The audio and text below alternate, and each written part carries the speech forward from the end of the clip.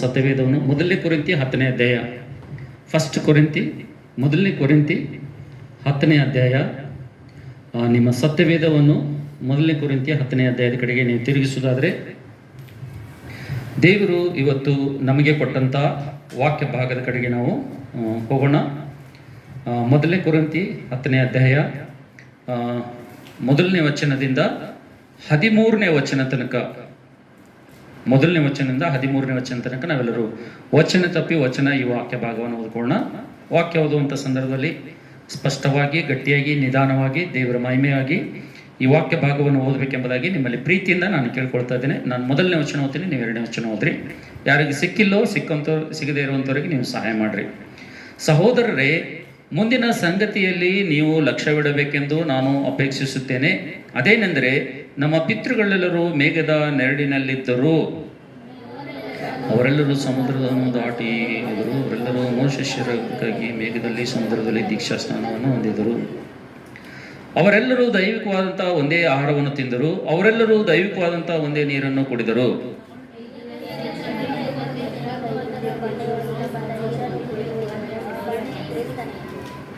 ಆದರೂ ಅವರೊಳಗೆ ಬಹುಮಂದಿಯ ವಿಷಯದಲ್ಲಿ ದೇವರು ಸಂತೋಷಿಸಿಲ್ಲ. ಅವರು ಅಡವಿಯಲ್ಲಿ ಸಂಹರಿಸಲ್ಪಟ್ಟರೆಂದು ಬರೆದಿದೆ ಅಷ್ಟೇ. ಅವರು ಕೆಟ್ಟ ವಿಷಯಗಳನ್ನು ವಹಿಸಿದಂತೆ ನಾವು ಸಂಗತಿಗಳು. ಅವರಲ್ಲಿ ಕೆಲವರು ವಿಗ್ರಹರಾಗಿದ್ದರು. ಜನರು ಉಣ್ಣುವುದಕ್ಕೂ ಕುಡಿಯುವುದಕ್ಕೂ ಕೂತುಕೊಂಡರು, ಕುಣಿದಾಡುವುದಕ್ಕೆ ಎದ್ದರು ಎಂದು ಬರೆದಿದೆಯಲ್ಲ. ನೀವು ವಿಗ್ರಹರಾಗಬೇಡಿರಿ. ಅವರಲ್ಲಿ ಕೆಲವರು ಜಾರವತ್ತು ಮಾಡಿ ಒಂದೇ ದಿನದಲ್ಲಿ 23,000 ಜನ ಮಂದಿ ಸತ್ತರು. ನಾವು ಜಾರವತ್ತು ಮಾಡದೇ ಇರೋಣ. ಅವರಲ್ಲಿ ಕೆಲವರು ಕರ್ತನನ್ನು ಪರೀಕ್ಷಿಸಿ ಸರ್ಪಗಳಿಂದ ನಾಶವಾದರು. ನಾವು ಪರೀಕ್ಷಿಸದೇ ಇರೋಣ. ಇದಲ್ಲದೆ ಅವರಲ್ಲಿ ಕೆಲವರು ಗುಣಗುಟ್ಟಿ ಸಮಾನತೆಯಿಂದ ನಾಶವಾದರು. ಅವರಿಗೆ ಸಂಭವಿಸಿದ ಈ ಸಂಗತಿಗಳು ನಿದರ್ಶನ ರೂಪವಾಗಿವೆ ಮತ್ತು ಯುಗಾಂತಕ್ಕೆ ಬಂದಿರುವವರಾದ ನಮಗೆ ಬುದ್ಧಿವಾದಗಳಾಗಿ ಬರೆದವೆ.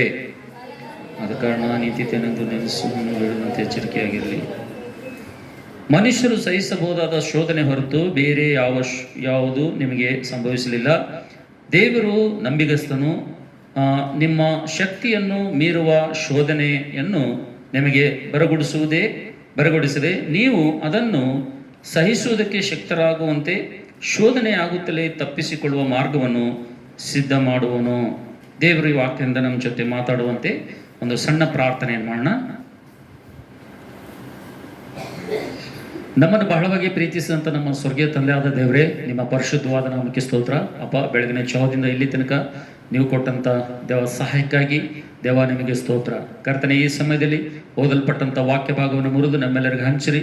ಕರ್ತನೆ, ನಾವೆಲ್ಲರೂ ಹೌದು ಸ್ವಾಮಿ, ಯೋಗ್ಯವಾದ ರೀತಿಯಿಂದ ಅದರಲ್ಲಿ ಕೈ ಹಾಕಿ ಕರ್ತನೆ ನಿಮ್ಮ ಆಶೀರ್ವಾದಗಳಿಗೆ ಪಾತ್ರರಾಗುವಂತೆ ನಮ್ಮನ್ನು ಸಿದ್ಧಪಡಿಸಬೇಕಾಗಿ ಪ್ರಾರ್ಥನೆ ಮಾಡ್ತೀನಿ. ಪದೇ ನೀವೇ ಸಹಾಯ ಮಾಡಿರಿ. ನಿಲ್ಲುವಂಥ ದಾಸನ ನನ್ನನ್ನು ಕೂಡ ಜ್ಞಾಪಕ ಮಾಡಿಕೊಡ್ರಿ. ದೀನ ದಾಸನ ನನ್ನನ್ನು ಶೆಲ್ವೆಯಲ್ಲಿ ಮರೆ ಮಾಡಿರಿ. ದೇವರೇ, ಹೌದು ಸ್ವಾಮಿ, ನನಗೆ ಬೇಕಾಗಿರುವಂಥ, ನನ್ನ ಕುಟುಂಬಕ್ಕೆ ಬೇಕಾಗಿರುವಂಥ, ಸಭೆಗೆ ಬೇಕಾಗಿರುವಂಥ, ದೇವ ಜನರಿಗೆ ಬೇಕಾಗಿರುವಂಥ ಮಾತುಗಳನ್ನು ಮಾತ್ರ ನನ್ನ ಬಾಯಲ್ಲಿ ಹಾಕಿ ದೇವರೇ, ಹೌದು ಸ್ವಾಮಿ, ನನ್ನನ್ನು ನೀವು ಉಪಯೋಗ ಮಾಡಿಕೊಳ್ಬೇಕಾಗಿ ಯೇಸು ಕ್ರಿಸ್ತನ ಹೆಸರಿನಲ್ಲಿ ಸ್ತೋತ್ರ ಮಾಡಿ ಪ್ರಾರ್ಥನೆ ಬೇಡಿಕೊಳ್ತೇವೆ ಸ್ವಾಮಿ. ಆಮೇನ್, ಆಮೇನ್. Hallelujah, hallelujah. ಯಾರಾದರೂ ದಯಮಾಡಿ ಮೊದಲನೇ ಕೊರಿಂಥಿ 10ನೇ ಅಧ್ಯಾಯ 1ನೇ ವಚನ, 2ನೇ ವಚನ, 3ನೇ ವಚನ ಓದ್ತಿರಮ್ಮ. ಸಹೋದರರೇ, ಮುಂದಿನ ಸಂಗತಿಯಲ್ಲಿ ನೀವು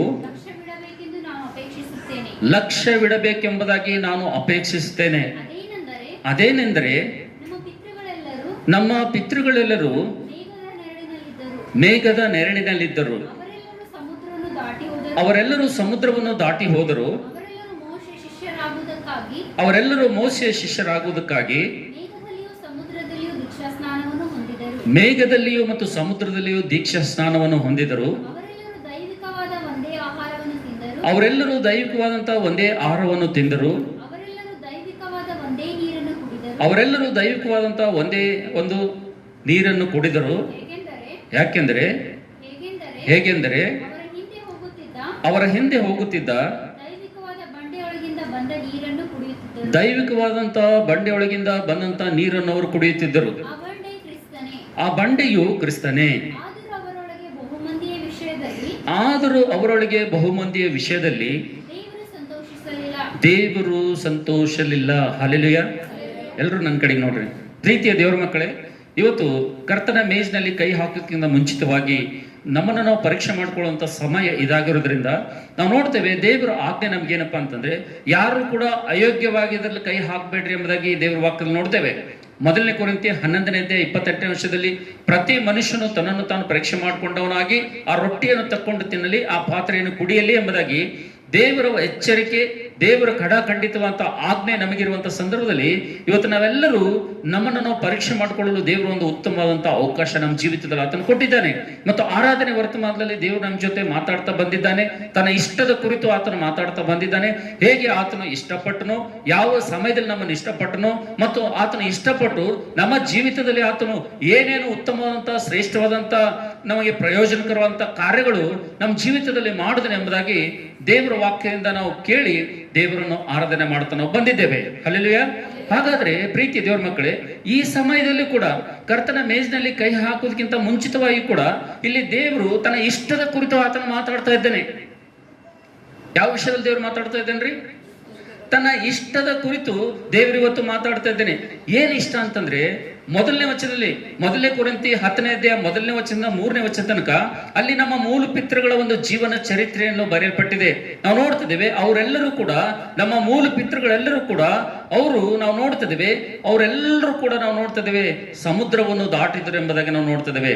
ಅವರೆಲ್ಲರೂ ಒಗ್ಗಟ್ಟಾಗಿ ಅವರು ಸಮುದ್ರವನ್ನು ದಾಟಿದ್ರು, ಅವರೆಲ್ಲರೂ ಕೂಡಿ ಪ್ರಯಾಣವನ್ನು ಪ್ರಾರಂಭ ಮಾಡಿದ್ರು. ಮತ್ತು ಅವರು ಮಾರ್ಗದಲ್ಲಿ ಪ್ರಯಾಣ ಮಾಡುವಂತ ಸಂದರ್ಭದಲ್ಲಿ ಮೋಶೆಯ ಶಿಷ್ಯರಾಗುವುದಕ್ಕೋಸ್ಕರವಾಗಿ ಅವರು ನೀರಿನಲ್ಲಿ ದೀಕ್ಷಾ ಸ್ನಾನವನ್ನು ತೆಗೆದುಕೊಂಡ್ರು. ಮತ್ತು ನೀರಿನಲ್ಲಿ ದೀಕ್ಷಾ ಸ್ನಾನ ತೆಗೆದುಕೊಳ್ಳುವುದು ಮಾತ್ರವಲ್ಲ, ಅವರು ದೈವಿಕವಾದಂತಹ ಬಂಡೆ ಒಳಗಿಂದ ಬಂದಂತಹ ನೀರನ್ನು ಅವರು ಕುಡಿತಾ ಇದ್ರು. ಮತ್ತು ದೇವರು ಆಕಾಶದಿಂದ ಸುರಿಸುವಂತಹ ದೇವದೂತರ ಆಹಾರವನ್ನು ಅವರು ತಿಂತಾ ಇದ್ರು. ನಾವು ನೋಡ್ತಿದ್ದೇವೆ ದೇವರು ಅವ್ರ ಜೀವಿತದಲ್ಲಿ ಇಷ್ಟೊಂದು ಉಪಕಾರಗಳು, ಇಷ್ಟೊಂದು ಮೇಲುಗಳು, ಅವರನ್ನ ಇಷ್ಟಪಟ್ಟು ದೇವರು ಎಲ್ಲ ಕಾರ್ಯಗಳನ್ನು ಮಾಡಿದ್ರು ಕೂಡ ನಾವು ನೋಡ್ತೇವೆ ಕೊನೆಗೆ 4ನೇ ವಚನದಲ್ಲಿ ಆದರೂ ಕೂಡ ಅವ್ರು ದೀಕ್ಷಾ ಸ್ನಾನ ತಗೊಂಡ್ರಂತ, ಅವ್ರು ಮತ್ತೇನಂದ್ರೆ ಮೋಶೆ ಶಿಷ್ಯರಾದ್ರಂತ, ಮತ್ತು ಅವರು ಐಗುಪ್ತ ದೇಶದಿಂದ ಪ್ರಯಾಣವಾಗಿ ಎಲ್ಲರೂ ಹೊರಟ್ರಂತ ನಾವು ನೋಡ್ತಿದ್ದೇವೆ. ದೇವರು ತನ್ನ ಇಷ್ಟಪಟ್ಟು ಇವರು ಎಲ್ಲರಿಗೂ ಈ ಕಾರ್ಯಗಳನ್ನು ಮಾಡಿದ್ರು ಕೂಡ ನಾವು ನೋಡ್ತಿದ್ದೇವೆ.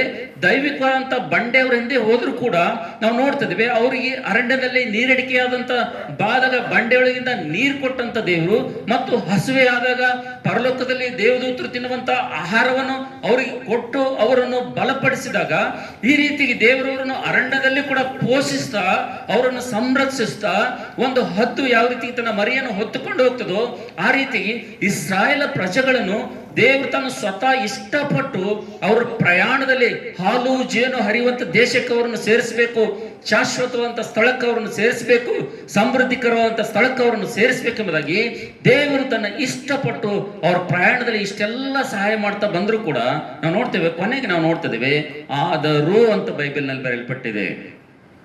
ನಿಮ್ ಬೈಬಲ್ನಾಗ ಬರದಮ್ಮ, ನನ್ನ ಬೈಬಲ್ನಾಗ ಬರದಂಗ ಏನಂತ ಆದರೂ ಅಂತೇಳಿ ನನ್ನ ಬೈಬಲ್ನಾಗ ಬರದ, ನಿಮ್ ಬೈಬಲ್ನಾಗ ಬರದ ಬರದ. ಆದರೂ ಅವ್ರ ವಿಷಯದಲ್ಲಿ ಏನ್ ಮಾಡ್ಲಿಲ್ಲ ಅಂತಾರೆ ದೇವರು?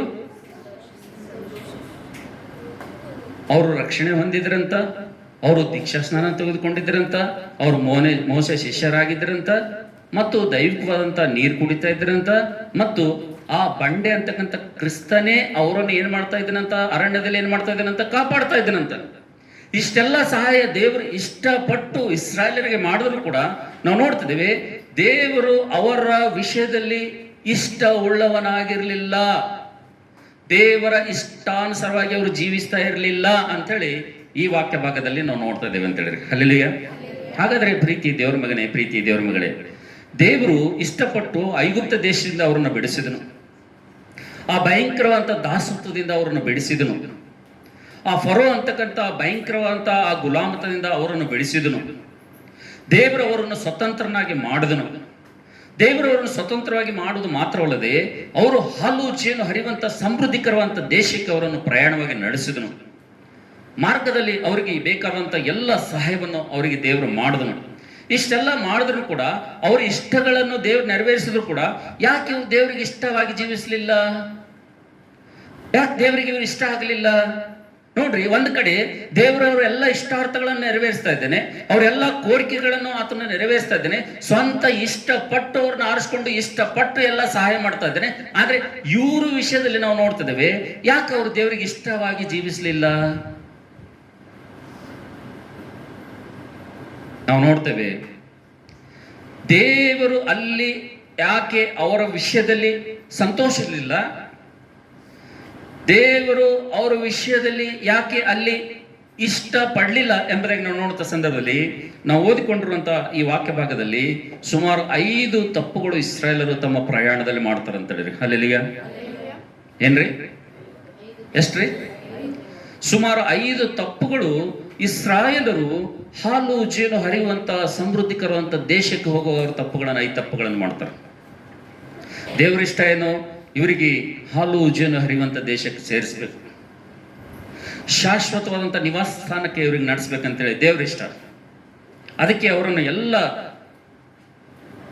ಇಕ್ಕಟ್ಟುಗಳಿಂದ ತಪ್ಪಿಸಿ ದೇವರವರಿಗೆ ನಡೆಸ್ತಾ ಇರ್ತಾನೆ. ಆದರೆ ಮಾರ್ಗದಲ್ಲಿ ನಾವು ನೋಡ್ತೇವೆ, ಅವರ ಜೀವಿತವನ್ನು ನೋಡಿ, ಅವರ ನಡಾವಳಿಯನ್ನು ನೋಡಿ, ಅವರ ಪ್ರವರ್ತನೆಯನ್ನು ನೋಡಿ ದೇವರು ಅಲ್ಲಿ ಸಂತೋಷಿಸಲಿಲ್ಲ, ದೇವರು ಅವರ ವಿಷಯದಲ್ಲಿ ಇಷ್ಟಪಡಲಿಲ್ಲ, ದೇವರಿಗೆ ಇಷ್ಟಾನುಸಾರವಾಗಿ ಅವರು ಜೀವಿಸಲಿಲ್ಲ ಎಂಬುದಾಗಿ ದೇವರ ವಾಕ್ಯದಲ್ಲಿ ನೋಡುತ್ತ ಸಂದರ್ಭದಲ್ಲಿ ಏನ್ ತಪ್ಪು ಮಾಡಿದ್ರಪ್ಪ ಅವರು ಅಂದ್ರೆ ನಾವು ನೋಡ್ತಿದ್ದೇವೆ ವಾಕ್ಯ ಭಾಗದಲ್ಲಿ ಸುಮಾರು ದೇವರು ಇಷ್ಟಪಡದೇ ಇರುವುದಕ್ಕಾಗಿ ಅವರು 5 ತಪ್ಪುಗಳನ್ನು ಮಾಡಿದ್ರು ಎಂಬುದಾಗಿ ನಾವು ನೋಡ್ತಿದ್ದೇವೆ. ಪ್ರೀತಿಯ ದೇವರ ಮಗನೇ, ಇವತ್ತು ಈ ಮಾತುಗಳನ್ನು ಕೇಳುವಂತ ನೀನು ಯಾರೇ ಆಗಿರು, ಇವತ್ತು ಈ ಧ್ವನಿ ನಿನಗೆ ಕೇಳ್ತಾ ಇದೆಯಪ್ಪ ಅಂತಂದ್ರೆ, ಈ ಸ್ವರ ನಿನಗೆ ಕೇಳ್ತಾ ಇದೆಯಪ್ಪ ಅಂತಂದ್ರೆ, ಈ ವಾಕ್ಯ ಭಾಗ ನೀನು ಕೇಳ್ತಾ ಇದ್ದೆಪ್ಪ ಅಂತಂದ್ರೆ, ಇಲ್ಲಿ ಹೇಳುವಂತ 5 ತಪ್ಪುಗಳು ಎಲ್ಲಾದ್ರೂ ನಿನ್ನ ಜೀವಿತದಲ್ಲಿ ಒಂದ್ ವೇಳೆ ಇರುವುದಾದ್ರೆ ಈಗಲೇ ನೀನು ಸರಿ ಮಾಡ್ಕೊಳ್ಳೋದಕ್ಕಾಗಿ ದೇವರು ನನಗೆ ಅವಕಾಶ ಕೊಡ್ತಾ ಇದ್ದಾನೆ. ಒಂದ್ ವೇಳೆ ಇಲ್ಲಿ ಹೇಳುವಂತ 5 ತಪ್ಪುಗಳು, ಇಸ್ರಾಯೇಲರು ಮಾಡಿರುವಂತ 5 ತಪ್ಪುಗಳು, ಆ ತಪ್ಪುಗಳು ನಿನ್ನಲ್ಲಿ ಕೂಡ ಒಂದ್ ವೇಳೆ ಇತ್ತಪ್ಪ ಅಂತಂದ್ರೆ, ನಿನ್ನಲ್ಲಿ ಕೂಡ ಅಂತ ತಪ್ಪುಗಳು ನೀನು ಮಾಡ್ತಾ ಇದ್ದಪ್ಪ ಅಂತಂದ್ರೆ, ಇವತ್ತು ದೇವ್ರ ಮಾತುಗಳನ್ನು ಕೇಳಿ ಮೆಸೇಜ್ ಅಂತ್ಯಕ್ಕೆ ಬಂದಂತ ಸಂದರ್ಭದಲ್ಲಿ ನೀನು ಕೂಡ ಪಶ್ಚಾತ್ತಾಪ ಪಟ್ಟು ಪ್ರಾರ್ಥನೆ ಮಾಡಿ ಅವುಗಳನ್ನು ಬಿಟ್ಟು ನಿನ್ನನ್ನು ಸರಿ ಮಾಡಿಕೊಂಡು ಕರ್ತನ ಮೇಜಿನಲ್ಲಿ ಕೈ ಹಾಕ್ದಪ್ಪ ಅಂತಂದ್ರೆ ಆಶೀರ್ವಾದ ನಿನ್ನ ಸ್ವಂತ, ಆಶೀರ್ವಾದವು ನಿನ್ನ ಸ್ವಂತ. ಆದ್ರೆ ನೀನು ದೇವರು ಹೇಳುವಂತ ಈ ಮಾತುಗಳನ್ನು 5 ಇಸ್ರಾಯೇಲರ ತಪ್ಪುಗಳನ್ನು ನಿನಗೆ ಎಚ್ಚರಿಸಿದ್ರು ಕೂಡ, ನಿನಗೆ ಹೇಳಿದ್ರು ಕೂಡ ನಿನ್ನ ಜೀವಿತ ನೋಡ್ಕೊಂಡು ನೀನು ಸರಿ ಮಾಡ್ಕೊಳ್ಳಿಲ್ಲಪ್ಪ ಅಂತಂದ್ರೆ, ನಿನ್ನ ಜೀವಿತ ನೋಡಿ ನೀನು ಕ್ರಮ ಪಡಿಸ್ಕೊಳ್ಳಿಲ್ಲಪ್ಪ ಅಂತಂದ್ರೆ, ಒಂದೇ ಮಾತಿನಲ್ಲಿ ಹೇಳ್ಬೇಕಪ್ಪ ಅಂತಂದ್ರೆ ನೀನು ಕೂಡ ಇಸ್ರಾಯೇಲರಂತೆ ನೀನು ಕೂಡ ದೇವರ ಇಷ್ಟಾನುಸಾರವಾಗಿ ಇಲ್ಲಿ ಜೀವಿಸ್ತಾ ಇಲ್ಲ ಎಂಬುದಾಗಿ ಸೂಚನೆ. ಹಲ್ಲೆಲೂಯಾ. ಹಾಗಾದ್ರೆ ನಾವು ನೋಡೋಣ ಇಸ್ರಾಯೇಲರು ಮಾಡಿದಂಥ ತಪ್ಪಾದ್ರೆ ಏನು, ಒಂದ್ ವೇಳೆ ಆ ತಪ್ಪು ನಮ್ಮ ಜೀವಿತದಲ್ಲಿ ಇದೆ ಎಂಬುದಾಗಿ ನಾವು ನೋಡೋಣ. ಮೊದಲನೇ ಒಂದೊಂದಾಗಿ ಫಾಸ್ಟ್ ಆಗಿ ಬನ್ನಿ, ನಾವು ಯಾರಾದರೂ ನಿಮ್ಮ ಸತ್ಯವೇದವನ್ನು ತಿರುಗಿಸಿರಿ. ಇದೇ 1 ಕೊರಿಂಥಿ 10ನೇ ಅಧ್ಯಾಯ 6ನೇ ವಚನ ಓದ್ರಿ. ಇಸ್ರಾಯೇಲರು ಮಾಡಿರುವಂತಹ ಮೊದಲನೇ ತಪ್ಪು, ಅವರು ಕೆಟ್ಟ ವಿಷಯಗಳನ್ನು ಆಶಿಸಿದಂತೆ. ಸಾಕಮ್ಮ, ಹಿಂದಿ ಒಳಗೆ ಹೋದಮ್ಮ ಏನ್ ಬರ್ತದ? ये बातें हमको दुष्टांत ठहरे, जैसे उन्होंने लालच किया. ಹಲ್ಲೆಲೂಯಾ. ನಾವು ನೋಡ್ತಿದ್ದೇವೆ ಮಾರ್ಗ ಮಧ್ಯದಲ್ಲಿ ದೇವರು ಅವರಿಗೆ ಹಸಿವೆಯಾದಾಗ ಆಹಾರವನ್ನು, ನೀರಡಿಕೆಯಾದಾಗ ನೀರನ್ನು, ಅವರು ಬಲಹೀನರಾದಾಗ ಬಲವನ್ನು, ಯಾವ ರೀತಿಗೆ ದೇವರು ಅವರಿಗೆ ಸಹಾಯ ಮಾಡ್ತಾ ಇದ್ದಾನಪ್ಪ ಅಂತಂದ್ರೆ, ಯಾವ ರೀತಿಗೆ ದೇವರು ಅವರಿಗೆ ಇಷ್ಟಪಟ್ಟ ಜನಾಂಗವಾಗಿರೋದ್ರಿಂದ, ಇಷ್ಟಪಟ್ಟು ಆರಿಸ್ಕೊಂಡಂತ ಜನಾಂಗ ಅವರಾಗಿರೋದ್ರಿಂದ ದೇವರು ಇಷ್ಟಪಟ್ಟವರೆಲ್ಲ ಕೊರತೆಗಳನ್ನು ನೀಗಿಸ್ತಾ ಪ್ರಯಾಣದಲ್ಲಿ ಸಹಾಯ ಮಾಡುವಂತ ಸಂದರ್ಭದಲ್ಲಿ ನಾವು ನೋಡ್ತಿದ್ದೇವೆ ಅವ್ರು ಮಾಡಿರುವಂತ ಮೊದಲನೇ ತಪ್ಪೇನೆಂಬುದನ್ನು ನೋಡೋ ಸಂದರ್ಭದಲ್ಲಿ ಅವರು ಕೆಟ್ಟ ವಿಷಯಗಳನ್ನ ಏನ್ ಮಾಡಿದ್ರು ಅಂತಾರೆ, ಅವರು ಆಶಿಸಿದ್ರು ಎಂಬುದಾಗಿ ದೇವರ ವಾಕ್ಯದಲ್ಲಿ ನಾವು ನೋಡ್ತಿದ್ದೇವೆ. ಹಲ್ಲೆಲೂಯಾ. ಅವರು ಕೆಟ್ಟ ಸಂಗತಿಗಳನ್ನು, ಕೆಟ್ಟ ವಿಷಯಗಳನ್ನು ಅವ್ರು ಏನ್ ಮಾಡಿದ್ರಂತ ಆಸೆ ಪಟ್ರಂತ. ಈ ಮಾತುಗಳನ್ನು ಕೇಳುವಂತ ತಮ್ಮ, ಈ ಮಾತುಗಳನ್ನು ಕೇಳುವಂತ ತಂಗಿ, ಇಸ್ರಾಯೇಲರು ಕೆಟ್ಟ ಸಂಗತಿಗಳನ್ನು ಆಶಿಸಿದಂತೆ ಇವತ್ತು ನಿನ್ನ ಜೀವಿತದಲ್ಲಿ ಕೂಡ ಒಂದ್ ವೇಳೆ ಕೆಟ್ಟದ್ದನ್ನು ಒಂದ್ ವೇಳೆ ನೀನು ಆಶಿಸ್ತಾ ಇದ್ದೆಪ್ಪ ಅಂತಂದ್ರೆ, ಕೆಟ್ಟದ್ದನ್ನು ನೀನು ಒಂದ್ ವೇಳೆ ಬಯಸ್ತಾ ಇದ್ದೆಪ್ಪ ಅಂತಂದ್ರೆ, ನೀನು ಕೂಡ ನಿನ್ನ ವಿಷಯದಲ್ಲೂ ಕೂಡ ದೇವರು ಸಂತೋಷ ಉಳ್ಳವನಾಗಿಲ್ಲ ಎಂಬುದಾಗಿ ಜ್ಞಾಪಕದಲ್ಲಿ ಇಟ್ಕೋ. ಯಾಕಪ್ಪ ಅಂತಂದ್ರೆ ಇಸ್ರಾಯೇಲರು ದೇವರಿಗೆ ಅಹಿಷ್ಟಕರವಾಗಿ ಮಾರ್ಪಡಲು ಅವರಲ್ಲಿರುವಂತಹ ಮೊದಲನೇ ತಪ್ಪೇನ ನೋಡುವಂತ ಸಂದರ್ಭದಲ್ಲಿ ಅವರು ಕೆಟ್ಟ ವಿಷಯಗಳನ್ನ ಏನ್ ಮಾಡ್ತಾರಂತ್ರಿ, ಆಶಿಸಿದ್ರು ಎಂಬುದಾಗಿ ನಾವು ನೋಡ್ತಾ ಇದ್ದೇವೆ. ಅದಕ್ಕೋಸ್ಕರವಾಗಿ ಪ್ರೀತಿಯ ತಮ್ಮ, ಪ್ರೀತಿಯ ತಂಗಿ, ನಿನ್ನ ಜೀವಿತದಲ್ಲಿ ಒಂದು ಸಲ ನಿನ್ನ ನೋಡ್ಕೋ, ಯಾವ್ದಾದ್ರು ಕೆಟ್ಟ ವಿಷಯ ಅಂತಕ್ಕಂಥದ್ದು ನೀನು ಆಸೆ ಪಡ್ತಾ ಇದೀಯಾ? ಕೆಟ್ಟ ವಿಷಯ ಅಂದ್ರೆ ಏನೂ ಅಲ್ಲ, ಅದು ನಿನಗೆ ಬೇಕಾಗಿರಂಗಿಲ್ಲ, ಅದು ನಿನಗೆ ಜರುರತ್ ಇರಂಗಿಲ್ಲ, ಆದ್ರೂ ಕೂಡ ನಿನ್ನ ಅದಕ್ಕೆ ಬೇಕು ಅಂತೀನಿ. ದೇವ್ರ ದೃಷ್ಟಿಯಲ್ಲಿ ಆ ವಸ್ತು ನಿನಗ ಬೇಕಾಗಿರಲ್ಲ, ಅದು ನಿನಗೆ ಅವಶ್ಯಕತೆ ಇಲ್ಲ, ಆದ್ರೂ ಕೂಡ ನೀನು ಅದು ಬೇಡ್ಲತ್ತಿದಪ್ಪ ಅಂದ್ರೇನು?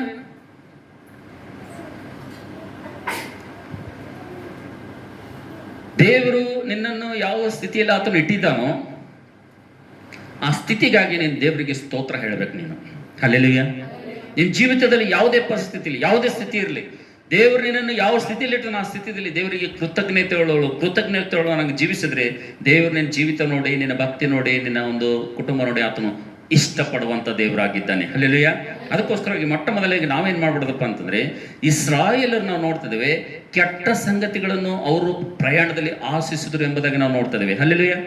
ಏನ್ ಕೆಟ್ಟದವರು ಆಸೆ ಪಟ್ರಪ್ಪ ಅಂತಂದ್ರೆ, ನೋಡ್ರಿ ಅವ್ರ ಉದಾಹರಣೆ ಏನಪ್ಪಾ ಅಂತಂದ್ರೆ, ದೇವರು ಅವರು ಪ್ರಯಾಣವಾಗಿ ಹೋಗುವಂತ ಸಂದರ್ಭದಲ್ಲಿ ಅವ್ರು ಹಸಿವೆ ಆದಾಗ ನಾವು ನೋಡ್ತಿದ್ವಿ, ದೇವದೂತರು ತಿನ್ನುವಂತ ಆಹಾರವನ್ನು ದೇವರು ಅವ್ರಿಗೆ ಕೊಡ್ತಾ ಇದ್ದ.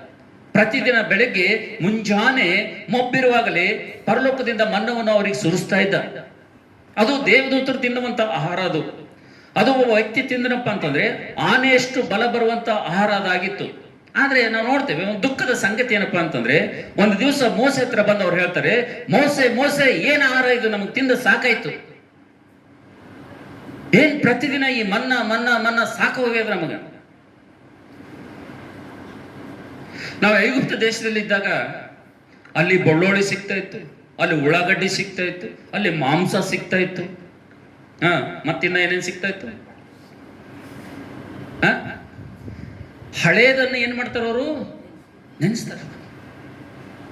ದೇವರು ಅವರು ಇಟ್ಟಿರುವಂತ ಪರಿಸ್ಥಿತಿಲಿ, ದೇವರು ಕೊಟ್ಟದ್ರಲ್ಲಿ ಅವರು ಸಂತೋಷ ಪಡ್ತಾ ಇಲ್ಲ. ಅವ್ರು ಏನ್ ನೆನ್ಪು ಮಾಡ್ತಾರ? ಮೋಸೆ ಹತ್ರ ಬಂದಪ್ಪ ಅಂತಂದ್ರೆ, ಮೋಸೆ ಈ ಆಹಾರ ತಿಂದು ನಮ್ಗೆ ಏನಾಗ್ಯದ, ಸಾಕಾಗಿ ಹೋಗ್ಯದಂತ. ಹಂಗಾದ್ರೆ ನಿಮ್ಗೆ ಏನ್ ಬೇಕಪ್ಪ ಅಂತಂದ್ರೆ, ಅವ್ರು ಹೇಳ್ತಾರೆ ನಮಗೆ ಮಾಂಸ ಬೇಕಂತ ಹೇಳ್ತಾರ. ಏನ್ ಬೇಕಂತ ಅವ್ರಿಗೆ? ಮಾಂಸ ಬೇಕಂತ ಹೇಳ್ತಾರೆ. ಅವಾಗ ಅಂತ ಮೋಶೆ ವಿಷಯದಲ್ಲಿ ಆತನ ಸಾಕ್ಷಿ ನೋಡ್ತೀವಿ. ಮೋಶೆ ಎಲ್ಲಾ ಮನುಷ್ಯರಲ್ಲಿ ಬಹು ಸಾತ್ವಿಕನು ಅಂತೇಳಿ ದೇವ್ರ ವಾಕ್ಯದಲ್ಲಿ ನೋಡ್ತೀವಿ. ಆತನಂತ ಸಾತ್ವಿಕನು, ಆತನಂತ ಶಾಂತ ಗುಣವುಳ್ಳವನು ಎಲ್ಲಿ ಇಲ್ಲ ಅಂತೇಳಿ ದೇವರೇ ಸಾಕ್ಷಿ ಹೇಳ್ತಾನ ಬೈಬಲ್ನಲ್ಲಿ. ಅಂತ ಸಾತ್ವಿಕವಾದಂತ ಮನುಷ್ಯ ಯಾವಾಗ ಇವ್ರ ಮಾತು ಕೇಳ್ತಾನ, ಅವಾಗ ಸರ್ರ ಅಂತ ತೆಲಿಗಿರ್ತವನಿಗೆ.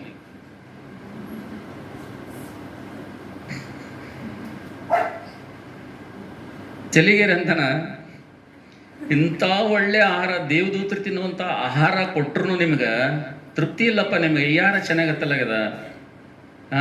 ನೀವೇನು ಒಬ್ಬರಿದ್ರಿ, ಇಬ್ಬರಿದ್ರಿ, 20 ಲಕ್ಷ ಜನರಿಗೆ ನಾವು ಮಾಂಸ ಕೊಡ್ಬೇಕಂದ್ರೆ ಎಷ್ಟು ಟ್ರೇನ್ಗಳು ತುಂಬ್ಕೊಂಡು ಬರ್ಬೇಕು ನಾ ಇಲ್ಲಿ ಅಂತೇಳಿ ಮೋಸೆ ಬಹಳ ರೋಷಿ ಹೋಗಿ ಅವ್ರ ಮೇಲೆ ಕೋಪ ಬಂದಾಗ ದೇವ್ರ ಮಧ್ಯ ಬರ್ತಾನೆ. ದೇವ್ರ ಮಧ್ಯ ಬಂದು ಏನಂತಾನಂದ್ರೆ, ಮೋಸೆ ಯಾಕೆ ಚಿಂತೆ ಮಾಡ್ಲತ್ತಿದ್ದೀನಿ? ಚಿಂತೆ ಮಾಡಬೇಡಿ, ನಿನ್ನ ದೇವರ ಹಸ್ತ ಅದು ಮೋಟುಗೈ ಎಲ್ಲ, ಅದು ನಾನು ಕೊಡ್ತೀನಿ. ತಿಲ್ಲಿವ್ರು ಎಷ್ಟು ತಿಂತಾರೆ? ತಿಲ್ಲಿವ್ರು 1 ದಿನ ಅಲ್ಲ, 2 ದಿನ ಅಲ್ಲ, 3 ದಿನ ಅಲ್ಲ, 10 ದಿನ ಅಲ್ಲ, 20 ದಿನ ಅಲ್ಲ, ಪೂರಾ 1 ತಿಂಗಳು ಇವ್ರಿಗೆ ಏನ್ ಮಾಡ್ತೀನಿ? ಏನ್ ಕೊಡ್ತೀನಿ? ಮಾಂಸನೇ ಕೊಡ್ತೀನಿ. ಇವ್ರ ಮಾಂಸ ತಿಂದು ಆ ಮಾಂಸ ಏನಾಗಬೇಕಂದ್ರೆ ಇವರಿಗೆ ದುರ್ವಾಸನೆ, ಇವ್ರ ಮೂಗಿನಿಂದ ಹೊರಗೆ ಬಂದು ಹೇಸಿಗೆ ಬರ್ಬೇಕು ಅವ್ರಿಗೆ ಮಾಂಸ ಅಂದ್ರೆ. ಹಂಗ ಅಲ್ಲಿಗೆ ಎಲ್ಲಿ ತನ ಆಗ್ತದ ಅಲ್ಲಿ ತನ ನಾ ಇವ್ರಿಗೆ ಕೊಡ್ತೀನಿ ಅಂತ ಹೇಳ್ತಾನೆ ದೇವ್ರು. ಅಲ್ಲೆಲ್ಲ ನೋಡ್ರಿ, ಈ ಆಹಾರ ಮೋಸೆಗೂ ಇಷ್ಟ ಇರಲಿಲ್ಲ, ದೇವ್ರಿಗೂ ಇಷ್ಟ ಇರಲಿಲ್ಲ. ಮಾಂಸಾಹಾರ ಏನ್ರಿ? ಯಾರಿಗ ಇಷ್ಟ ಇರಲಿಲ್ಲ? ದೇವರಿಗೂ ಇಷ್ಟ ಇರಲಿಲ್ಲ, ಮೋಸೆಗೂ ಕೂಡ ಇಷ್ಟ ಇರಲಿಲ್ಲ. ಆದ್ರೆ ಇವ್ರ ಇಷ್ಟ ಏನು? ಮಾಂಸ ಬೇಕು. ಕೊಡ್ತಾನ್ರಿ ದೇವ್ರ, ಕೊಡ್ತಾನ. ಆಕಾಶದ ದಾರಗಳನ್ನು ತೆರಿತಾನ, ಮ್ಯಾಲಿಂದ ಸುರಿಸ್ತಾನ ಲಾವಕ್ಕಿಗಳನ್ನು. 1 ತಿಂಗಳು ತಿಂತಾರ. ಬಾಬಾ ಎಷ್ಟು ತಿಂತಾರಂದ್ರೆ, ಇಲ್ಲಿಗೆ ಬರ್ತದ್ರಿ, ಇಲ್ಲಿಗೆ ಬರ್ತನ ತಿಂತಾರೆ. ಇಲ್ಲಿಗೆ ತನ ಬರ್ತನ ತಿಂದ್ಮೇಲೆ ಇಲ್ಲಿಂದ ಹೊರಗೆ ಬರ್ತದ್ರಿ ಅದು. ಇಲ್ಲಿ ತಿಂದು ಇಲ್ಲಿಗೆ ಬಂದ ಮೇಲೆ, ಇಲ್ಲೆಲ್ಲ ತುಂಬ ಮೇಲೆ ಇಲ್ಲಿಂದ ಹೊರಗೆ ಬರ್ತದ್ರಿ. ಅವಾಗ ದೇವ್ರಿಗೆ ಏನಾಗ್ತದಪ್ಪ ಅಂತಂದ್ರೆ, ಅವ್ರಂದ್ರೆ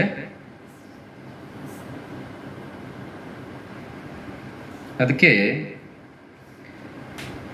ಅವರು ಕೆಟ್ಟ ಸಂಗತಿಗಳನ್ನ ಏನ್ ಮಾಡಿದ್ರಂತ್ರಿ, ಅವರು ಪ್ರಯಾಣದಲ್ಲಿ ಯಾವುದು ದೇವರು ಬ್ಯಾಡ ಅಂತ ಹೇಳನ ಅವ್ರು ಏನ್ ಮಾಡಿದ್ರು? ಅದೇ ಬೇಕಂತ ಹೇಳಿದ್ರು. ನಮ್ಮ ಮೊದಲನೇ ತಾಯಿನೂ ಅದೇ ಮಾಡಿದ್ರು. ನೋಡವ್ವ, ತಾಯಿ ಎಲ್ಲ ತಿನ್ನಕ್ಕೆ ಇದೊಂದೇ ಮುಟ್ಬೇಡ ಅಂತ ಹೇಳಿರ್ತಾನೆ ದೇವ್ರು. ಎಲ್ಲ ತಿನ್ನು, ಈ ತೋಟದಾಗಿರುವಂಥ ಎಲ್ಲ ಮರ ತಿನ್ನು, ಇದು ಒಂದೇ ಮುಟ್ಟಬೇಡ ಅಂತ ಹೇಳಿರ್ತಾನೆ. ಮುಟ್ಟಬೇಡ ಅಂದ್ರೆ ಯಾವ್ದು ಮುಟ್ಟಬೇಡ ಅಂದನ, ಯಾವ್ದು ನೋಡ್ಬೇಡ ಅಂದನ, ಅದಕ್ಕೆ ನೋಡ್ಬೇಕು ಅನ್ಸ್ತದೆ ನಮ್ಗೆ. ಹೊಳ್ಳಿ ಅದಕ್ಕೆ ನೋಡ್ಬೇಕು ಅನ್ಸ್ತದೆ. ಏನಿರಲಲ್ಲಿ, ಸುಮ್ ಸಹಿತನ ಬಣ್ಣ ಹಾಕಿ ತೋರಿಸ್ತಾನೆ, ಹಂಗೆ ಏನಿರಲ್ಲ.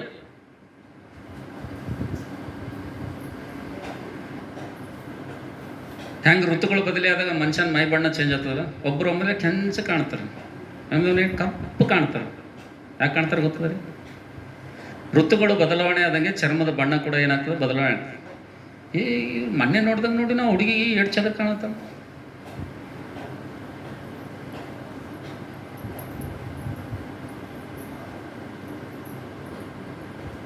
ಆದ್ರೆ ದೇವ್ರಂತನ ದೇವರಿಗೆ ಇಷ್ಟವಾಗಿ ಅವರು ಜೀವಿಸಲಿಲ್ಲ.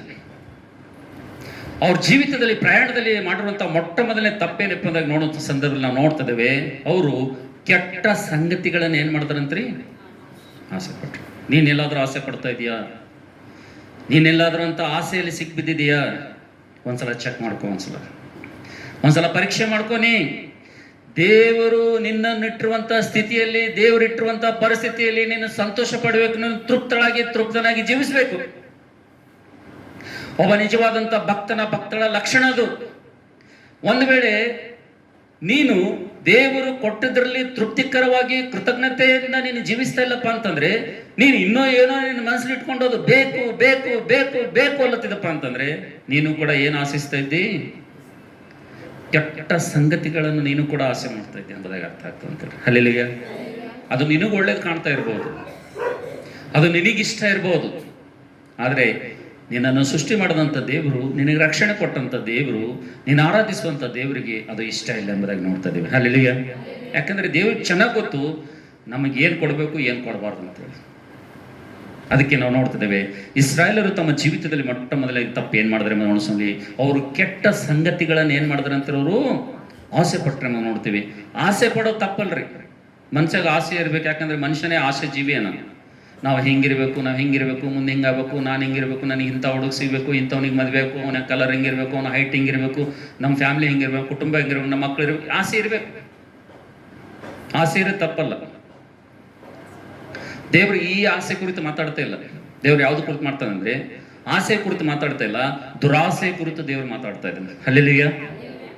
ನಮ್ಮಲ್ಲಿ ಆಸೆಗಳು ಇರಬೇಕಾದ್ರೆ ಏನಿರಬಾರ್ದ್ರಿ, ನಮ್ಮಲ್ಲಿ ದುರಾಸೆಗಳಿರ್ಬಾರ್ದು. ಯಾವಾಗ ದುರಾಸೆಗಳು ನಮ್ಮಲ್ಲಿ ಬರ್ತಾವಾಗ ಏನಾಗ್ತದೆ ಅಂದ್ರೆ, ದೇವ್ರ ದೃಷ್ಟಿಯಲ್ಲಿ ನಾವೇನ್ ಮಾಡ್ತೀವಿ ಅಂದ್ರೆ ಕೆಟ್ಟ ಸಂಗತಿಗಳನ್ನು ಆಶಿಸುವಂತವರಾಗಿರ್ತೀವಿ ಅಂತ ಹೇಳಿ. ಅದಕ್ಕೋಸ್ಕರವಾಗಿ ಅವ್ರ ಜೀವಿತದಲ್ಲಿ ಮಾಡಿರುವಂತ 5 ತಪ್ಪುಗಳಲ್ಲಿ ಮೊದಲನೇ ತಪ್ಪು, ಅವರು ಕೆಟ್ಟ ಸಂಗತಿಗಳನ್ನು ಅವ್ರು ಏನ್ ಮಾಡಿದ್ರು, ಆಸೆ ಪಟ್ಟರು ಎಂಬುದು ನೋಡ್ತಿದ್ದೇವೆ. ಎರಡನೇದಾಗಿ ನೋಡ್ರಿ ಏನ್ ತಪ್ಪು ಮಾಡಿದ್ರು ಅವರು. ಅದೇ ಮೊದಲನೇ ಕೊರಿಂಥಿ 10:7 ವಚನ ಓದಮ್ಮ. ಅವರಲ್ಲಿ ಕೆಲವರು ವಿಗ್ರಹಾರಾಧಕರಾಗಿದ್ದರು. ಹಿಂದಿ ಓದಮ್ಮ. ಹಾ, ಸಾಕಮ್ಮ. ನಾವು ನೋಡ್ತಿದ್ದೇವೆ ಎರಡನೇದಾಗಿ ಇಸ್ರಾಯೇಲರ ಜೀವಿತದಲ್ಲಿ ಮಾಡಿರುವಂತ ತಪ್ಪೇನೆಂಬುದನ್ನು ನೋಡೋ ಸಂದರ್ಭದಲ್ಲಿ, ಅವರು ದೇವರಿಗೆ ಅಹಿಷ್ಟಕರವಾಗಿ ಮಾರ್ಪಡಲು ಏನ್ ಕಾರಣ ಅನ್ನೋಸಲ್ಲಿ ಅವರೆಲ್ಲರೂ ಏನಾಗಿದ್ದರಂತ್ರಿ, ಏನಾಗಿದ್ದರಂತ್ರಿ, ಅವರೆಲ್ಲರೂ ಕೂಡ ವಿಗ್ರಹಾರಾಧಿಕರಾಗಿದ್ದರು ಎಂಬುದಾಗಿ ನಾವು ನೋಡ್ತಿದ್ದೇವೆ ಅಂತೇಳಿ. ಹಲ್ಲೆಲೂಯಾ. ಇವತ್ತಿಲ್ಲಿ ಕುಂತವ್ರಿಗೆ ಒಂದು ಪ್ರಶ್ನೆ ಬರ್ತದೆ. ಏನು ಪ್ರಶ್ನೆ ಬರ್ತದೆ ಅಂದ್ರೆ, ನಮ್ಮ ಮನೆಗೆ ಯಾವಾಗೋ ಚೀಲ ಕಟ್ಟೆ ಒಯ್ದು ತುಂಬಿ ಬಿಟ್ಟಾಕ್ ಬಂದೇವು ನಾವು. ನಮ್ಮ ಮನೆಗೆ ಎಲ್ಲದ ಮೂರ್ತಿ, ನಾವೆಲ್ಲ ಮೂರ್ತಿ ಪೂಜೆ ಮಾಡ್ತೀವಿ. ಇದು ಹೆಂಗ್ ಗುದ್ದಿ ಕೇಳ್ತಾರೆ ಬಹಳ ಮಂದಿ. ಆದ್ರೆ ದೇವರು ಆ ಮೂರ್ತಿ ಬಗ್ಗೆ ನಿನ್ ಜೊತೆ ಇವತ್ತು ಮಾತಾಡ್ತಾ ಇಲ್ಲ. ಯಾವ ಮೂರ್ತಿ ಬಗ್ಗೆ ದೇವ್ರು ನಿನ್ ಜೊತೆ ಮಾತಾಡ್ತಾ ಇದ್ದೇನಪ್ಪ ಅಂತಂದ್ರೆ, ಯಾವ ವಿಗ್ರಹದ ಬಗ್ಗೆ ದೇವ್ರು ನಿನ್ ಜೊತೆ ಮಾತಾಡ್ತಾ ಇದ್ದೇನಪ್ಪ ಅಂತಂದ್ರೆ, ನೀನು ದೇವರಿಗಿಂತಲೂ ಯಾವುದನ್ನಾದ್ರೂ ಒಂದೊಳ್ಳೆ ಹೆಚ್ಚಾಗಿ ನೀನು ಪ್ರೀತಿ ಮಾಡ್ತಾ ಇದ್ದೆ ಅಂದ್ರೆ, ಅದು ನಿನ್ನ ಜೀವಿತದಲ್ಲಿ ಒಂದು ವಿಗ್ರಹವಾಗಿ ಏನಾಗ್ತದೆ, ಅದು ಮಾರ್ಪಡ್ತದೆ. ಅದು ದೇವರು ಮಾತಾಡುವಂತ ವಿಷಯ. ಒಂದ್ ವೇಳೆ ದೇವರ ಸ್ಥಾನದಲ್ಲಿ ಯಾವುದಾದ್ರೂ ಒಂದನ್ನು ನೀನು ಇಟ್ಟು ಅದಕ್ಕೆ ನೀನು ಒಂದ್ ವೇಳೆ ಪ್ರಯಾಸ ಪಡ್ತಾ ಇದ್ದೇನೋ, ಪರಿಶ್ರಮ ಪಡ್ತಾ ಇದ್ದೇನೋ, ಅದೇ ನನಗೆ ಬೇಕಂತ ಇದ್ದೇನೋ, ಅದೇ ನನಗೆ ಮುಖ್ಯ ಅಂತ ಇದೆಯೇನೋ ಗೊತ್ತಿಲ್ಲ. ದೇವರ ಸ್ಥಾನದಲ್ಲಿ ದೇವರು ಕೊಡುವಂತ ಗೌರವ, ದೇವರು ಕೊಡುವಂತ ಸಮಯ, ದೇವರು ಕೊಡುವಂತ ಆಧಿಕ್ಯತೆ, ದೇವರಿಗೆ ಸಲ್ತಕ್ಕಂಥ ಮಹಿಮೆ, ದೇವರು ಸಲ್ತಕ್ಕಂಥ ಘನತೆ, ಟೋಟಲ್ ಆಗಿ ನಿನ್ನ ಜೀವಿತದಲ್ಲಿ ಪ್ರಥಮ ಸ್ಥಾನ ದೇವರಿಗೇ ಇರಬೇಕು. ಒಂದ್ ವೇಳೆ ನಿನ್ನ ಜೀವಿತದಲ್ಲಿ 2ನೇ ಸ್ಥಾನ ದೇವರಿಗೆ ಕೊಟ್ಟಿದ್ದೇನೋ ನೋಡು ಒಂದ್ಸಲ. ಫಸ್ಟ್ ಸ್ಥಾನ ಯಾರಿಗೆ ಕೊಟ್ಟಿದ್ದಿ? ಏನ್ ನಿನ್ನ ಗಂಡಕ್ಕೆ ಕೊಟ್ಟಿದ್ದಿ? ಏನ್ ನಿನ್ನ ಮಕ್ಕಳಿಗೆ ಕೊಟ್ಟಿದ್ದಿ? ಏನೇನು ಅಣ್ಣ ತಮ್ಮದಿರಿಗೆ ಕೊಟ್ಟಿದ್ದಿ, ಏನೇನು ಬಂಧು ಮಿತ್ರರಿಗೆ ಕೊಟ್ಟಿದ್ದಿ, ಏನೋ ಹಣಕ್ಕೆ ಕೊಟ್ಟಿದ್ದಿ, ಎದಕ್ಕೆ ಕೊಟ್ಟಿದ್ದಿ? ಹಾಂ, ಒಬ್ಬೊಬ್ಬರು ಒಂದೊಂದು ಕೊಟ್ಟಿರ್ತಾರೆ. ಒಬ್ಬೊಬ್ಬರಿಗೆ ಅವ್ರವ್ರು ದೇವ್ರುಗಳಾಗಿರ್ತಾರೆ ಮನ್ಯಾಗ. ಅವ್ರದ್ದೇ ಪೂಜೆ ಇರ್ತದವ್ರಿಗೆ 24 ಗಂಟೆ, ಅದ್ರದ್ದೇ ಪೂಜೆ ಇರ್ತದವ್ರಿಗೆ ಹೆಂಗೆ ಮಾಡ್ಬೇಕಂತೇಳಿ. ಆದರೆ ನಾವು ನೋಡ್ತಿದ್ದೇವೆ ನಮ್ಮ ಜೀವಿತದಲ್ಲಿ ಇಸ್ರಾಯೇಲರು ವಿಗ್ರಹಾರಾಧಕರಾದರು, ಅವ್ರು ಎರಡನೇ ತಪ್ಪು ಮಾಡಿದ್ರು. ಆದರೆ ಆತ್ಮಿಕ ಜೀವಿತದಿಂದ ಜೀವಿಸುವಂಥ ನಾವೆಲ್ಲರೂ ಕೂಡ ಇವತ್ತು ದೇವರ ಸ್ಥಾನದಲ್ಲಿ ಯಾವುದಾದ್ರು ನಾವು ಇಟ್ಟಿವಪ್ಪ ಅಂತಂದರೆ ಅದು ಏನಾಗ್ತದೆ, ನಮ್ಗೆ ವಿಗ್ರಹವಾಗಿ ಮಾರ್ಪಡ್ತಾ. ಅದಕ್ಕೋಸ್ಕರವಾಗಿ ಪ್ರೀತಿಯ ದೇವ್ರ ಮಗನೇ, ಪ್ರೀತಿ ದೇವ್ರ ಮಗಳೇ, ನೀನು ದೇವ್ರಿಗಿಂತಲೂ ಹೆಚ್ಚಾಗಿ ನೀನು ಉದ್ಯೋಗವನ್ನು ಪ್ರೀತಿ ಮಾಡ್ತಾ ಇದೆಯಾ? ದೇವ್ರಿಗಿಂತಲೂ ಹೆಚ್ಚಾಗಿ ನೀನು ವ್ಯಾಪಾರವನ್ನು ಪ್ರೀತಿ ಮಾಡ್ತಾ ಇದೆಯಾ? ದೇವ್ರಿಗಿಂತಲೂ ಹೆಚ್ಚಾಗಿ ನೀನು ನಿನ್ನಿಂದ ಏನಾದರೂ ಪ್ರೀತಿ ಮಾಡ್ತಾ ಇದೆಯಾ? ಅದು ನಿನಗೆ ವಿಗ್ರಹವಾಗಿ ಇದೆ ಎಂಬುದಾಗಿ ನಾವು ನೋಡ್ತೇವೆ ದೇವರು ವಾಕ್ಯ. ಅದಕ್ಕೋಸ್ಕರವಾಗಿ ನಿನ್ನ ಜೀವಿತದಲ್ಲಿ ಯಾವುದಕ್ಕೆ ಪ್ರಥಮ ಸ್ಥಾನ ನೀನು ಕೊಟ್ಟಿದ್ದೀಯಾ, ಯಾವುದು ನಿನ್ನ ಮೊದಲನೇ ಸ್ಥಾನ ನಿನ್ನ ಜೀವಿತದಲ್ಲಿ ಇದೆ ಎಂಬುದಾಗಿ ಒಂದ್ಸಲ ನೀನನ್ನು ಪರೀಕ್ಷೆ ಮಾಡ್ಕೋ. ಯಾಕಪ್ಪ ಅಂದ್ರೆ ಇಸ್ರಾಯೇಲರು ಅರಣ್ಯದಲ್ಲಿ ನಾವು ನೋಡ್ತಿದ್ದೇವೆ, ಅವರು ದೇವರಿಗೆ ಅಹಿಷ್ಟಕರವಾಗಿ ಜೀವಿಸಲು ನಾವು ನೋಡ್ತೇವೆ. 5 ಪ್ರಾಮುಖ್ಯವಂತ ತಪ್ಪುಗಳಲ್ಲಿ 2 ತಪ್ಪನ್ನು ನಾವು ನೋಡ್ತಿದ್ದೇವೆ. ನಿನ್ನ ಜೀವಿತದಲ್ಲಿಯೂ ಕೂಡ ಇದನ್ನು ಒಂದ್ಸಲ ಪರೀಕ್ಷೆ ಮಾಡ್ಕೋ. 3ನೇದಾಗಿ ನೋಡಮ್ಮ, ದಯವಿಟ್ಟು ಯಾರಾದರೂ ಒಬ್ಬರು ಓದ್ರಿ. ಅದೇ 1 ಕೊರಿಂಥಿ 10:8 ವಚನ ಓದ್ರಿ. ಅವರಲ್ಲಿ ಕೆಲವರು ಜಾರತ್ವ ಮಾಡಿ ಹಲ್ಲೆಲೂಯಾ. 3ನೇ ತಪ್ಪು ಏನ್ ಮಾಡಿದ್ರಂತ್ರಿ ಅವರು? ಏನ್ ಮಾಡಿದ್ರಂತ? ಜಾರತ್ವ ಮಾಡಿದ್ರು ಎಂಬುದಾಗಿ ನಾವು ನೋಡ್ತಿದ್ದೇವೆ. ಹಲ್ಲೆಲೂಯಾ. ನಾವು ನೋಡ್ತೇವೆ ಪ್ರೀತಿ ದೇವರ ಮಕ್ಕಳೇ, ಇಸ್ರಾಯೇಲರು ತಮ್ಮ ಪ್ರಯಾಣದಲ್ಲಿ ನಾವು ನೋಡ್ತಿದ್ದೇವೆ, ಅವರು ಜಾರತ್ವ ಮಾಡಿ ಒಂದೇ ದಿವಸದಲ್ಲಿ ಎಷ್ಟು ಜನ ಸತ್ತು ಹೋದ್ರಂತ್ರಿ?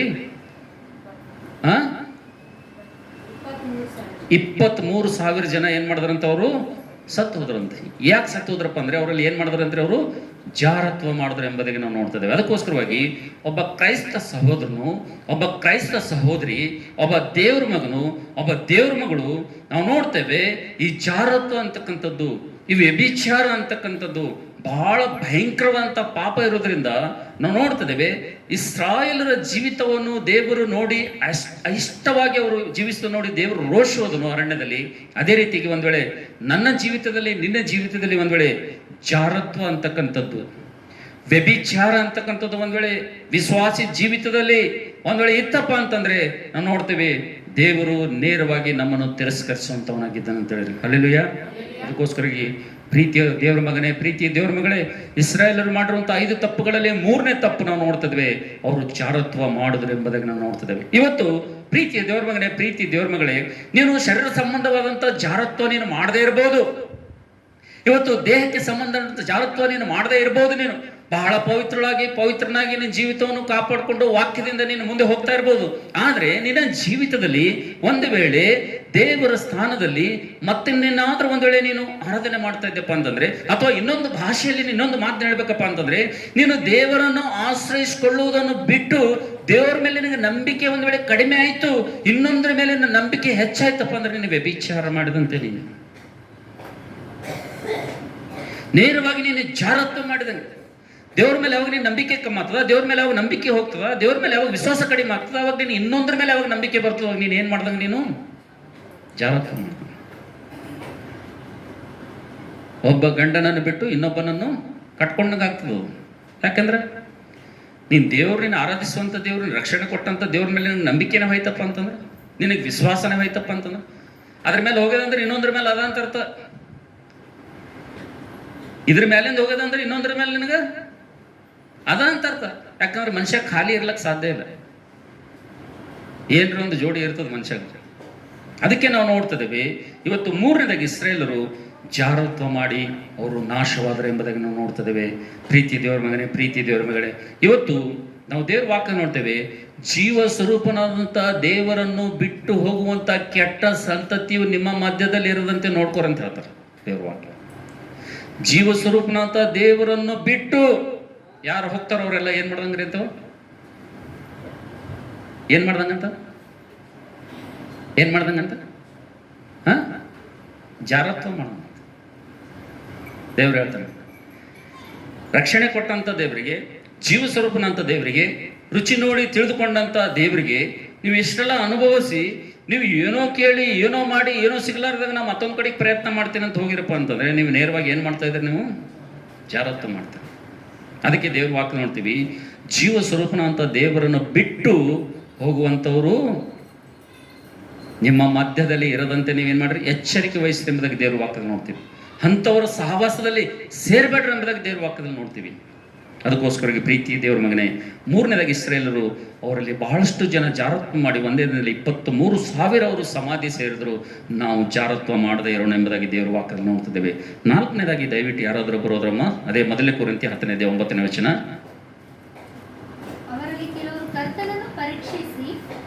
ಅವರಲ್ಲಿ ಕೆಲವರು ಕರ್ತನನ್ನು ಪರೀಕ್ಷಿಸಿ ಸರ್ಪಗಳಿಂದ ನಾಶವಾದರು. ನಾಲ್ಕನೇದಾಗ ಅವ್ರು ಏನ್ ಮಾಡಿದ್ರಂತ್ರಿ? ಅವ್ರು ತಪ್ಪು ದೇವ್ರನ್ನ ಏನ್ ಮಾಡಿದ್ರಂತ, ದೇವ್ರಿಗೆ ಏನ್ ಮಾಡಿದ್ರಂತ ಅವ್ರು ಪರೀಕ್ಷೆ ಮಾಡಿದ್ರಂತ. ಏನ್ ಪರೀಕ್ಷೆ ಮಾಡಿದ್ರಪ್ಪ ಅಂತಂದ್ರೆ, ಇದು ಆತದ ಆಗಲ್ಲ, ಮಾಡ್ತಾನ ಮಾಡಲ್ಲ ಅಂತೇಳಿ ಏನ್ ಮಾಡಿದ್ರಂತ್ರಿ? ಪರೀಕ್ಷೆ ಮಾಡಿದ್ರಂತ. ಅನ್ಯರು ಪರೀಕ್ಷೆ ಮಾಡಿದ್ರೆ ಅದಕ್ಕೊಂದು ಅರ್ಥ ಇರ್ತದೆ. ದೇವ್ರಿಗೆ ನಂಬಲಾರದವರು ಪರೀಕ್ಷೆ ಮಾಡಿದ್ರೆ ಒಂದು ಅರ್ಥ ಇರ್ತದೆ.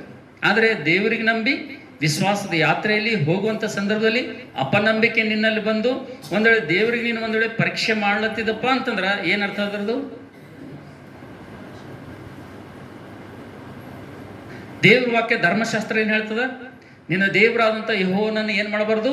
ಪರೀಕ್ಷಿಸಬಾರ್ದು ಅಂತೇಳಿ ದೇವ್ರ ವಾಕ್ಯ ಹೇಳ್ತದೆ. ನೀನ್ ದೇವರಿಗೆ ನೀನು ಶೋಧಿಸಬಾರ್ದು, ನೀನ್ ದೇವರಿಗೆ ನೀನು ಪರೀಕ್ಷೆ ಮಾಡಬಾರ್ದು. ಸರಳವಾಗಿ ಯಥಾರ್ಥವಾಗಿ ನೀನು ನಂಬೇಕಷ್ಟೇ. ನೀನು ದೇವ್ರ ವಾಕ್ಯ ಹೇಳ್ತದೆ, ನಿನ್ನ ದೇವರಾದಂಥ ಯೆಹೋವನನ್ನು ಏನ್ ಮಾಡಬಾರ್ದು? ಪರೀಕ್ಷಿಸಬಾರ್ದು ಎಂಬುದಾಗಿ ದೇವ್ರ ವಾಕ್ಯದಲ್ಲಿ ನಾವು ನೋಡ್ತಿದ್ದೇವೆ. ಒಂದ್ ವೇಳೆ ಇನ್ನೂ ಕೂಡ ನಾವು ಪರೀಕ್ಷಿಸ್ತಾ ಇದ್ದೀವಪ್ಪ ಅಂತಂದ್ರೆ ನಾವು ಯಾರಪ್ಪ ಅಂದ್ರೆ ನೇರವಾಗಿ ಸೈತಾನನ ಏಜೆಂಟ್ಗಳು. ನಾವು ದೇವ್ರಿಗೆ ಪರೀಕ್ಷೆ ಮಾಡಿದವ್ರು ಯಾರು ಬೈಬಲ್ನಾಗ? ಸೈತಾನೆ. ಯೇಸು ಸ್ವಾಮಿ 40 ದಿವಸ ಉಪವಾಸ ಮಾಡಿದ್ಮೇಲೆ ಎದ್ರ ಬಂದು ನಿಂದಿರ್ತಾನ. ನೀ ದೇವ್ರ ಮಗ ಇದ್ದಿದ್ದಲ್ಲ, ನೀ ದೇವ್ರ ಮಗ ಇದ್ರೆ ಏನ್ ಮಾಡು, ಈ ಕಲ್ಲುಗಳಿಗೆ ರೊಟ್ಟಿ ಮಾಡು. ಅದಕ್ಕೆ ಯೇಸು ಸ್ವಾಮಿನೂ ಕೂಡ ಅವನಿಗೆ ವಾಕ್ಯಲಿಂದ ಉತ್ತರ ಕೊಡ್ತಾನೆ. ಅದಕ್ಕೆ ಸೈತಾನ್ ಬಂದು ನಮಗೆ ಶೋಧನೆ ಮಾಡೋ ಟೈಮ್ನಾಗ, ಪರೀಕ್ಷೆ ಮಾಡೋ ಟೈಮ್ನಾಗ ನಾವು ಬಹಳ ವಾಕ್ಯನ ತುಂಬಿಕೊಂಡಿರ್ಬೇಕು. ಯೇಸು ಸ್ವಾಮಿ ಎದರಲ್ಲಿಂದ ಸೋಲಿಸ್ತಾನ ಅವನಿಗೆ? ವಾಕ್ಯಲಿಂದೆ. ಏನಂತಾನ? ಕಲ್ಲುಗಳಿಗೆ ಏನು ಮಾಡಿ ನೀನು ರೊಟ್ಟಿ ಮಾಡಂತ ಪರೀಕ್ಷೆ ಮಾಡ್ತಾನ. ಅವಾಗ ಯೇಸು ಸ್ವಾಮಿ ಹತ್ರ, ಮನುಷ್ಯ ರೊಟ್ಟಿ ತಿಂದು ಬದುಕೋದಿಲ್ಲ, ದೇವ್ರ ಬಾಯಿಂದ ಹೊಡುವಂಥ ಮಾತಿನಿಂದ ಬದುಕ್ತಾನಂತ ಹೇಳ್ತಾನೆ ಯೇಸು ಸ್ವಾಮಿ. ಅವಾಗ ಬಿಟ್ಟು ಮುಂದ್ಕ ತೋತಾನ. ನಾವು ಅಲ್ಲಿ ಹೋದ್ಮೇಲೆ ಮಾತ್ರ ಅನ್ಕಿಸ್ ಏನಂತಂದ್ರೆ, ಈ ಎತ್ತರವಾದ ಬೆಟ್ಟದಲ್ಲಿಂದ ನೀ ಧುಮುಕ್ ತೆಳಗ್ ಬೀಳು, ತೆಳಗ್ ಬೀಳು. ನೀ ದೇವ್ರ ಮಗ ಇದ್ದಿದ್ದಿ, ನೀ ದೇವ್ರಾಗಿದ್ದಿ, ದೇವದೂತರು ಬಂದು ನಿನಗೇನು ಮಾಡ್ತಾರ?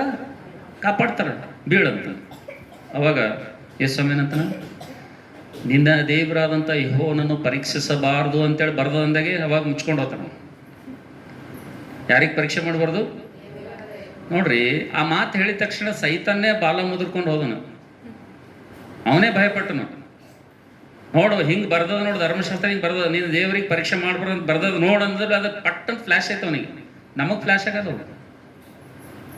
ನಮ್ಮ ಟ್ಯೂಬ್ಲೈಟ್ ಬೆಳಗಲ್ಲ ಜಲ್ದಿ. ನಾವು ಹೆಂಗೆ ಪರೀಕ್ಷೆ ಮಾಡ್ತೀವಿ ಅಂದರೆ ಮನಸ್ಸು ಬಂದಂಗೆ ಪರೀಕ್ಷೆ ಮಾಡ್ತೇವೆ ನಾವು ದೇವರಿಗೆ. ಅದಕ್ಕೆ ಪ್ರೀತಿ ದೇವ್ರ ಮಕ್ಕಳೇ, ಯಥಾರ್ಥವಾಗಿ ನಾವು ದೇವರನ್ನು ನಂಬಿ ದೇವರ ಮೇಲೆ ಆಧಾರಗೊಳ್ಬೇಕಂತೇಳಿ. ಅಲ್ಲಿಗೆ ನನ್ನ ಕಾರ್ಯವನ್ನು ಸಿದ್ಧಿಗೆ ತರಲು ದೇವರು ಸಮರ್ಥರು ಎಂಬುದಾಗಿ ನಾವು ಏನು ಮಾಡ್ಬೇಕ್ರಿ? ನಂಬಬೇಕು. ನಾವು ನಿನ್ನ ಜೀವಿತದಲ್ಲಿ ಎಂಥ ಪರಿಸ್ಥಿತಿ ಇರಲಿ, ನಿನಗೆ ಅಸಾಧ್ಯವಾಗಿ ಕಾಣಲಿ, ಬೆಟ್ಟದಂಥ ಸಮಸ್ಯೆ ಇರಲಿ, ನಿನ್ನಲ್ಲಿ ಮಾತ್ರ ದೇವರ ಮೇಲೆ ಒಂದ್ ವೇಳೆ ಅಪನಂಬಿಕೆ ಒಂದ್ ವೇಳೆ ಬಂತಪ್ಪ ಅಂದ್ರೆ ನೀ ಏನ್ ಮಾಡ್ದಂಗ?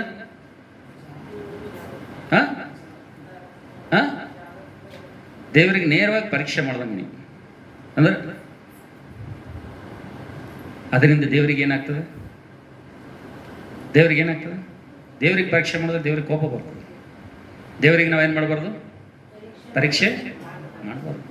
ಭಾಳ ಮಂದಿ ಅಂತಾರೆ ದೇವ್ರಿಗೆ ನಂಬ್ರಿ, ದೇವ್ರಿಗೆ ನಂಬ್ರಿ. ದೇವ್ರು ನಮಗೆ ಇದು ಮಾಡ್ಬೇಕಂದ್ರೆ ಬರ್ತೀವಿ ಅಂದ್ರೆ ದೇವ್ರಿಗೆ ಏನು ಮಾಡತ್ತೀನಿ? ಏನು ಮಾಡತ್ತೀವಿ?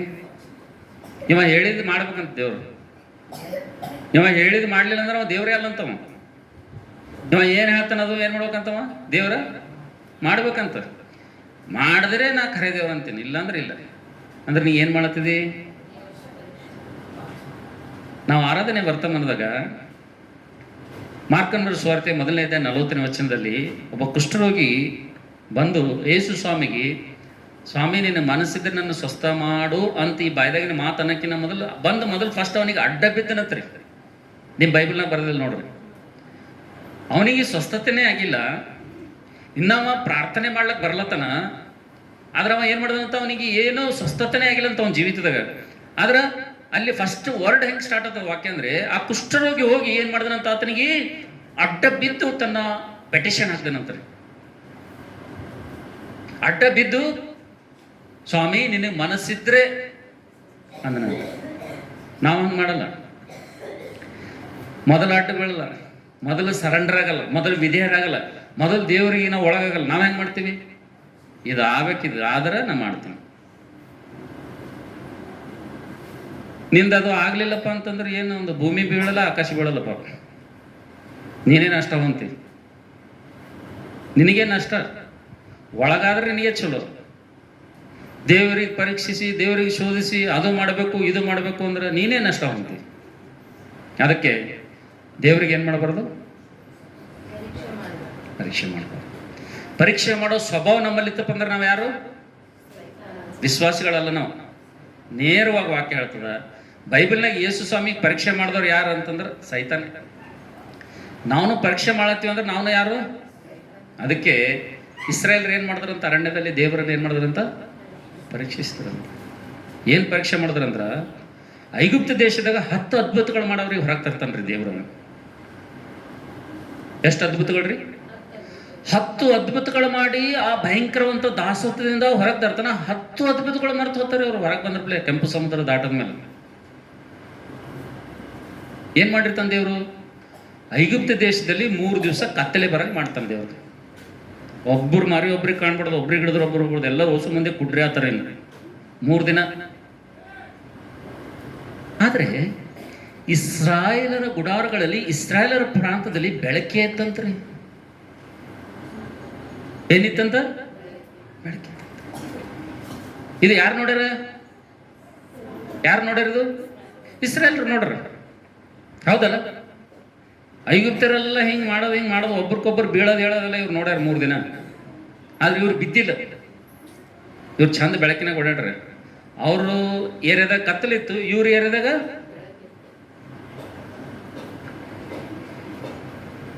ಇದು ಎಲ್ಲಿ ಮರ್ತಿರೋದು? ಕೆಂಪು ಸಮುದ್ರ ದಾಟದ್ರಬ್ಲೇನೆ ಸಾಕು. ಏನಾಯ್ತು ಅವ್ರಿಗೆ? ನೀಡಿಕೆ ಆಯ್ತು. ಫಸ್ಟ್ ಅವ್ರಿಗೆ ಆಗಿದೆ ನೀಡಿಕೆ. ನಡೆದೆ ಅವು ಮೋಸಗೆ ಏನಂದ್ರೆ, ಮೋಸ ನಡೆದು ಸಾಕಾಗಿದೆ ನಮಗೆ. ಈ ಅರಣ್ಯದಾಗ ಯಾಕೆ ಕರ್ಕೊಂಬಂದಿ? ನಾವು ಸಾಯಿಸ್ಲಾಕ ಕರ್ಕೊಂಬಂದಿದ್ದೇನೆ. ಇಲ್ಲಿ ನಾವು ಇನ್ನ ಅಲ್ಲೇ ಇದ್ರೆ ಚಲೋ ಇತ್ತು. ಇಲ್ಲಿ ನೀರಿನೊಳಗೆ ಸಾಯ್ಬೇಕ ನಾವು ಅಂದ್ರ ಅವ್ರಿಗೆ ಸ್ವಲ್ಪನೂ ನಂಬಿಕೆ ಇರಲಿಲ್ಲ. ಐಗುಪ್ತ ದೇಶದಾಗ 10 ಅದ್ಭುತಗಳು ಮಾಡಿದಂಥ ದೇವರು, ನಮಗೋಸ್ಕರವಾಗಿ ಸೂರ್ಯನನ್ನು ಚಂದ್ರನನ್ನು ನಿಲ್ಲಿಸಿದಂಥ ದೇವರು, ನಮಗೆ ಪ್ರಯಾಣದಲ್ಲಿ ಹಗಲು ಹೊತ್ತಿನಲ್ಲಿ ಮೇಘಸ್ತಂಭ, ರಾತ್ರಿ ಹೊತ್ತಿನಲ್ಲಿ ಅಗ್ನಿಸ್ತಂಭ ಕೊಟ್ಟು ಐಗುಪ್ತರಿಗೆ ಕತ್ತಲುಂಟು ಮಾಡಿ, ನಮಗೆ ಕತ್ತಲಿದ್ರು ನಮ್ಗೆ ಕತ್ತಲಾಗ ಬೆಳಕು ಕೊಟ್ಟಂತ ದೇವ್ರು ನೀರು ಕೊಡಲ್ಲ ನಮಗ. ಈ ನಂಬಿಕೆ ಬೇಡ ಸ್ವಲ್ಪ ನಾವು. ಆದ್ರೆ ಏನಲ್ಲತ್ತಾರಲ್ಲಿ ದೇವ್ರಿಗೆ ಏನ್ ಮಾಡ್ತಾರ? ಮೋಸ ಇಲ್ಲಿ ಯಾಕೆ ಕರ್ಕೊಂಬಂದೆ? ನಮ್ಗೆ ಕುಡ್ಲಾಕ ನೀರು ಸಿಗಲ್ಲ, ಸಾಯಿಸ್ಬೇಕಂತ ಅರಣ್ಯದಾಗ ಕರ್ಕೊಂಬಂದು ಏನಲ್ಲತ್ತಾರ ಅಂದ್ರೆ ಏನ್ ಮಾಡ್ತಾರ ಅವರು? ದೇವ್ರಿಗೆ ಏನ್ ಮಾಡ್ತಾರ? ಇವತ್ತು ಬಹಳ ಮಂದಿ ವಿಶ್ವಾಸಗಳು ಹಂಗೆ ಮಾಡ್ತಾರೆ. ಸ್ವಲ್ಪ ಉದ್ಯೋಗ ಸಿಗಲಿಲ್ಲ, ಕೆಲಸ ಸಿಗಲಿಲ್ಲ, ಜಾಬ್ ಸಿಗಲಿಲ್ಲ, ಏನೋ ಆಗಲಿಲ್ಲ, ಏನೋ ಸಮಸ್ಯೆ ಐತಪ್ಪ ಅಂದ್ರೆ ಚಲೋ ಆರಾಧನೆಗೆ ಬರೋರೇ ಬಿಡ್ತಾರೆ. ಚಲೋ ಆರಾಧನೆಗೆ ಬರ್ತಾರೆ, ಚಲೋ ಚರ್ಚೆಗೆ ಬರ್ತಾರೆ. ಬರ್ತಾನೆ ಏನಾಗ್ತದ ಗೊತ್ತಿಲ್ಲ. ದೇವರದು ಮಾಡಿಲ್ಲ. ಅದಕ್ಕೆ ನಾವು ಹಂಗೆಷ್ಟೋ ಜನರನ್ನು ನಾವು ನೋಡ್ತಾ ಇದೀವಿ. ಅದಕ್ಕೋಸ್ಕರಾಗಿ 4ನೇದಾಗ ಅವ್ರು ಏನು ಮಾಡಿದಾರೆ ಅಂತಾರೆ? ದೇವರಿಗೆ ಪರೀಕ್ಷೆ ಮಾಡೋದು. ಪ್ರೀತಿಯ ತಮ್ಮ, ಪ್ರೀತಿಯ ತಂಗಿ, ನಿನ್ನ ಜೀವಿತದಲ್ಲಿ ದೇವರನ್ನು ಪರೀಕ್ಷೆ ಮಾಡಬೇಡ. ಯಾಕಪ್ಪ ಅಂತಂದರೆ ದೇವರು ಎಲ್ಲವೂ ನನಗೆ ಒದಗಿಸುವಂಥ ದೇವರಾಗಿದ್ದಾನೆ. ಎಲ್ಲವನ್ನೂ ಆತನು ಕೊಡುವಂಥ ದೇವರಾಗಿದ್ದಾನೆ. ಪ್ರತಿಯೊಂದು ನಿನಗೋಸ್ಕರ ಪ್ಲ್ಯಾನ್ ಹಾಕಿ, ಯೋಜನೆ ಹಾಕಿ, ತಕ್ಕ ಸಮಯದಲ್ಲಿ ಆತನು ಅಚ್ಚುಕಟ್ಟಾಗಿ ನಿನಗೆ ಎಲ್ಲ ಕೊಡ್ತಾನೆ ಅವನು. ಆದರೆ ದೇವರಿಗೆ ಏನು ಮಾಡಬೇಡ? ಪರೀಕ್ಷೆ ಮಾಡಿ. 4ನೇದಾಗ. 5ನೇದಾಗ ಏನು ತಪ್ಪು ಮಾಡಿದ್ರು ನೋಡಿ ದಯಮಾಡಿ. ಅದೇ ಮೊದಲನೇ ಕೊರಿಂಥಿ 10ನೇ ವಚನ ಓದ್ರಿ. ಇದಲ್ಲದೆ ಅವರಲ್ಲಿ ಹಲ್ಲೆಲೂಯಾ. 5ನೇದು ಲಾಸ್ಟ್ ಅವ್ರು ತಪ್ಪು ಮಾಡಿದ್ದೇನಪ್ಪ ಅಂತಂದ್ರೆ ಅವ್ರು ಏನು ಮಾಡಿದ್ರಂತ್ರಿ? ಗುಣಗುಟ್ಲತ್ತರಂತ್ರಿ. ಏನು ಮಾಡಿದ್ರಂತದು? ಗುಣಗುಟ್ಲತ್ತರಂತ. ಈ ಗುಣಗುಟ್ಟೋದನ್ನು ಕೂಡ ದೇವರಿಗೆ ವಿರುದ್ಧವಾದಂಥ ಒಂದು ಪಾಪನೇ ಇದನ್ನು ಕೂಡ. ವಿಶ್ವಾಸಿ ಜೀವಿತದಲ್ಲಿ ಏನಿರಬಾರ್ದು? ಏನಿರಬಾರ್ದ್ರಿ? ಗುಣಗುಟ್ಟೋದಿರಬಾರ್ದು. ಒಬ್ರಿಗೆ ನೋಡೊಬ್ಬರು ಗುಣಗುಟ್ಟೋದಿರಬಾರ್ದು. ಒಬ್ರಿಗೆ ನೋಡೊಬ್ಬರು ಸಂತೋಷ ಪಡ್ಬೇಕು. ನಾವು ಏನು ಮಾಡಬೇಕು? ಒಬ್ರಿಗೆ ನೋಡೊಬ್ಬರು ನಾವು ಸಂತೋಷ ಪಡಬೇಕು. ಒಬ್ರಿಗೆ ನೋಡಿ ನಾವು ಆನಂದ ಪಡಬೇಕು. ಒಬ್ಬರ ಅಭಿವೃದ್ಧಿ ನೋಡಿ ನಾವು ಸಂತೋಷ ಪಡಬೇಕು. ಒಬ್ಬರು ಏಳಿಗೆ ನೋಡಿ ನಾವು ಸಂತೋಷ ಪಡಬೇಕು. ಹೊರತಾಗಿ ಒಬ್ಬರು ಏಳಿಗೆ ಆಗುವಾಗ, ಒಬ್ಬರು ಆಶೀರ್ವಾದ ಹೊಂದುವಾಗ, ಒಬ್ಬರು ಇನ್ನೊಂದು ಸಿಡಿ ಇರುವಾಗ ನಾವೇನು ಮಾಡಬಾರ್ದಪ್ಪ ಅಂದರೆ, ಗುಣಗುಟ್ಟುವಂಥ ಸ್ವಭಾವ ನಮ್ಮಲ್ಲಿ ಎಷ್ಟು ಮಾತ್ರಕ್ಕೂ ಇರಬಾರ್ದು. ವಾಕ್ಯ ಭಾಗದಾಗ 5ನೇದಾಗ ನೋಡ್ತೀವಿ, ಅವರು ಕೆಲವರು ಅವರಲ್ಲಿ ಏನು ಮಾಡಿದ್ರಂತೀರಿ? ಅವರು ಗುಣಗುಟ್ಟುವರು ಆದ್ರಂತೆ. ಏನು ಗುಣಗುಟ್ತಾರೆ ಗೊತ್ತದ ನಿಮ್ಗೆ? ಗುಣಗುಟ್ಟಿ ಗುಣಗುಟ್ಟಿ ಗುಣಗುಟ್ಟಿ ಗುಣಗುಟ್ಟಿ 20 ಲಕ್ಷದಾಗಿದ್ದಂಥ ಜನರೆಲ್ಲ ಸೇರಿ ಸೇರಿ ಸೇರಿ ಅಲ್ಲಿ ನಾವು ನೋಡ್ತೀವಿ 250 ಮಂದಿದೊಂದು ಗುಂಪೆ ಮಾಡ್ತಾರೆ ಅವ್ರು ಗುಣಗುಟ್ಟೋದೊಂದು.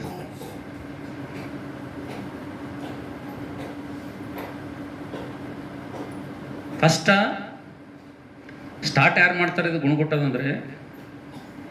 ಕೋರ ಫಸ್ಟ್ ಸ್ಟಾರ್ಟ್ ಮಾಡ್ತಾನೆ.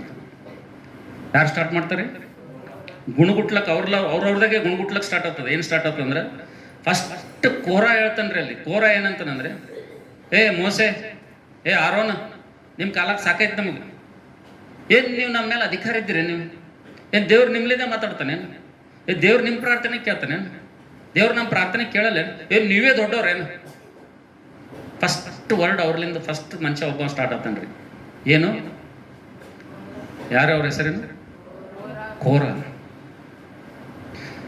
ಕೋರ ಈ ಮಾತು ಅಂದ ತಕ್ಷಣ ಅಲ್ಲಿದ್ದ ಇಸ್ರಾಯೇಲ್ ತಲೆ ಎಲ್ಲದೇ ಹೌದಲ್ಲ, ಇದು ಮಾತು ಕರೆಯೋದಲ್ಲ, ಮೋಶನೇ ನಾಯಕ, ಮೋಶನ್ ಮಾತೇ ಕೇಳ್ಬೇಕೇನು? ಮೋಶನ್ ಭಾಳ ದೊಡ್ಡವೇನು ಅಂಥೇಳಿ ಒಬ್ರಿಗೊಬ್ರು ಏನು ಮಾಡತ್ತಾರಂತ? ಮೋಶೆ ಮೇಲೆ ಏನು ಮಾಡತ್ತಾರಂತ? ಗುಣಗುಟ್ಲತ್ತಾರಂತ.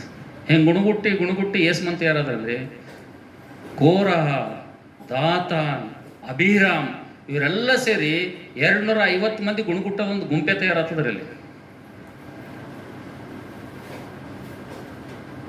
ಎಷ್ಟು ಜನ ರೀ? 250 ಜನ ಇಸ್ರಾಯೇಲರ ಪಾಳ್ಯದಲ್ಲೇ, ಇಸ್ರಾಯೇಲರ ಮಧ್ಯದಲ್ಲೇ, ದೇವಜನರ ಮಧ್ಯದಲ್ಲೇ ಗುಣಗುಟ್ಟು ಒಬ್ಬನಿಂದ ಪ್ರಾರಂಭ ಆಗಿ 250 ಮಂದಿ ದೊಡ್ಡ ಗುಂಪಾಗಿ ನಾವು ನೋಡ್ತೀವಿ. ಎಲ್ಲರೂ 250 ಮಂದಿ ಒಂದು ಟೀಮ್ ಆಗಿ ಗುಣಗುಟ್ಟಿ ಸ್ಟಾರ್ಟ್ ಮಾಡಿಬಿಡ್ತಾರೆ. ಕೊನೆಗೆ ಅವ್ರ ಸ್ಥಿತಿ ಏನಾಯ್ತಪ್ಪ ಅಂತಂದರೆ, ಅವರು ಸಾಯುವಂಥ ಸಾವು ಹೆಂಗಿತ್ತಪ್ಪ ಅಂತಂದರೆ, ಅವ್ರ ಮರಣ ಹೆಂಗಿತ್ತಪ್ಪ ಅಂತಂದರೆ, ಎಲ್ಲರೂ ಸತ್ತಂಗೆ ಸಾಯಿಲ್ಲ, ಎಲ್ಲರೂ ಬಂದವರಿಗೆ ಅಳ್ಳಿಲ್ಲ, ಯಾರೋ ಬಂದವ್ರಿಗೆ ಸಮಾಧಿ ಮಾಡಲಿಲ್ಲ. ಅವ್ರ ಸಮಾಧಿ ಹೆಂಗೈತೆ ಗೊತ್ತದ? ಅವ್ರು ನಿಂತಿರುವಂಥ ನೆಲ ಏನಾಯ್ತು ರೀ? ಭೂಮಿ ಬಾಯಿ ತೆರೆದು ಏನಾಯ್ತು? ಸಜೀವಿಗಳಾಗಿ ಅವರವ್ರ ಕುಟುಂಬ, ಅವ್ರ ಸರ್ವಸ್ವವು ಎಲ್ಲ ಕೂಡ ಏನಾಯ್ತಂತ್ರಿ?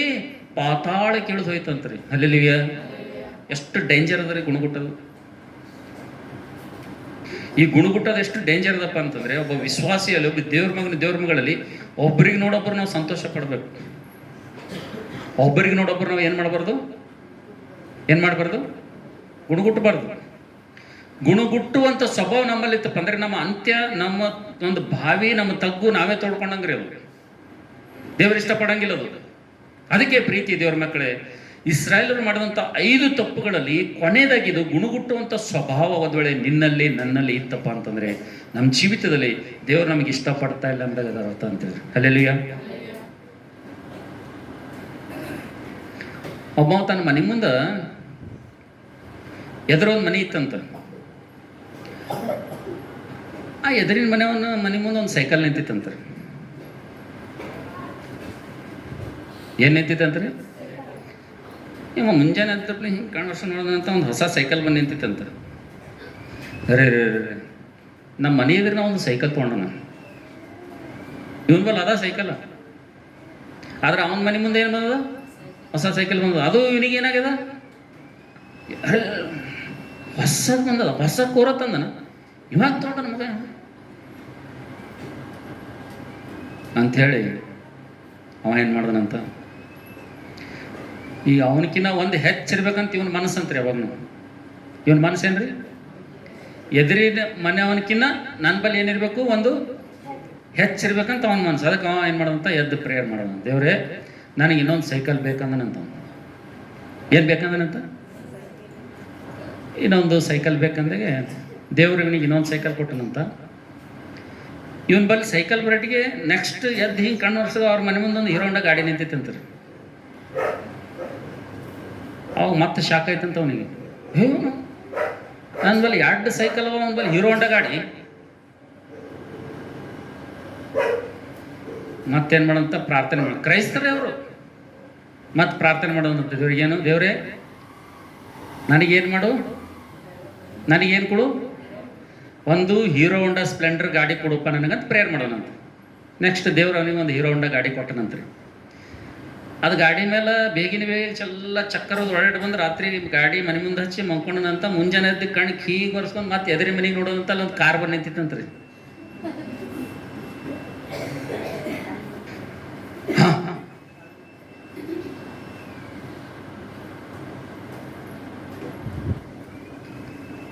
ಇದೇನಿದು, ನನ್ನ ಬಳಿ ಹೀರೋ ಹೊಂಡಾ, ಅವನ ಬಳಿ ಕಾರ್ ಅಂಥೇಳಿ ಇದು ಏನೇ ಮಾಡಿದ್ರು ದೇವ್ರು ಅವನಿಗೆ 2ರಷ್ಟು ಆಶೀರ್ವಾದ ಮಾಡತ್ತಾನ. ನಾ ಏನೇ ಕೇಳಲಕ್ಕ, ಒಂದು ಗೊತ್ತಾಯ್ತು ಅವ್ನಿಗೆ. ಏನು ಗೊತ್ತಾಯ್ತು? ನಾ ಏನು ಕೇಳ್ತೀನಿ ಅವನಿಗೆ 2 ಪಟ್ಟು ಸಿಗ್ಲತ್ತದ. ಒಂದು ಖಚಿತ ಗೊತ್ತಾಯ್ತು ಅವನಿಗೆ. ಗೊತ್ತಾಗಿ ಅವ ಏನು ಪ್ಲ್ಯಾನ್ ಮಾಡೋದನಂದ್ರೆ, ಇವತ್ತು ನಾ ಪ್ರೇಯರ್ ಮಾಡ್ತೀನಿ, ನೋಡಮ್ಮ ಮಗ ಹೆಂಗಿರ್ತಾನ ಅಂಥೇಳಿ ಅವ ಪ್ರೇಯರ್ ಮಾಡ್ಲಕ್ಕೆ ಕುಂತಾನಂತ್ರಿ. ಅವನ ಮನಸ್ಸಿನಾಗೇನು ನೆನ್ಪಿಟ್ಕೋರ ಎಲ್ಲರೂ, ಅವನ ಮನಸ್ಸಿನಾಗೇನು, ನಾ ಏನೇ ಪ್ರೇಯರ್ ಮಾಡೋದು ದೇವ್ರು ಅವನಿಗೆ ಏನು ಮಾಡ್ತಾನ, 2ರಷ್ಟು ಕೊಡ್ತಾನ, 2ರಷ್ಟು ಮಾಡತ್ತಾನ. ಅಂದ್ರೆ ಅವನಿಗೂ ನಾ ಏನು ಕೇಳ್ತೀನಿ 2ರಷ್ಟು ಹಾನಿ ಆಗ್ಬೇಕು. ಅವನಿಗೂ ಏನಾಗಬೇಕು, ಅದಕ್ಕೆ ಗ್ಯಾರಂಟಿ. ಯಾಕೆ ಎಲ್ಲ ಡಬಲ್ ಹೊಂಟದ, ಇದನ್ನು ಡಬಲ್ ಆಗ್ತದೆ ಅಂತೇಳಿ ಅವ ಏನು ಮಾಡ್ದ, ಕಣ್ಣು ಮುಚ್ಚಿ ಪ್ರೇಯರ್ ಮಾಡ್ದ. ದೇವ್ರೇ ನಂದು ಒಂದೇ ಕಣ್ಣು ಕುಟ್ಟು ಮಾಡಪ್ಪ ಅಂದನಂತಮ್ಮ.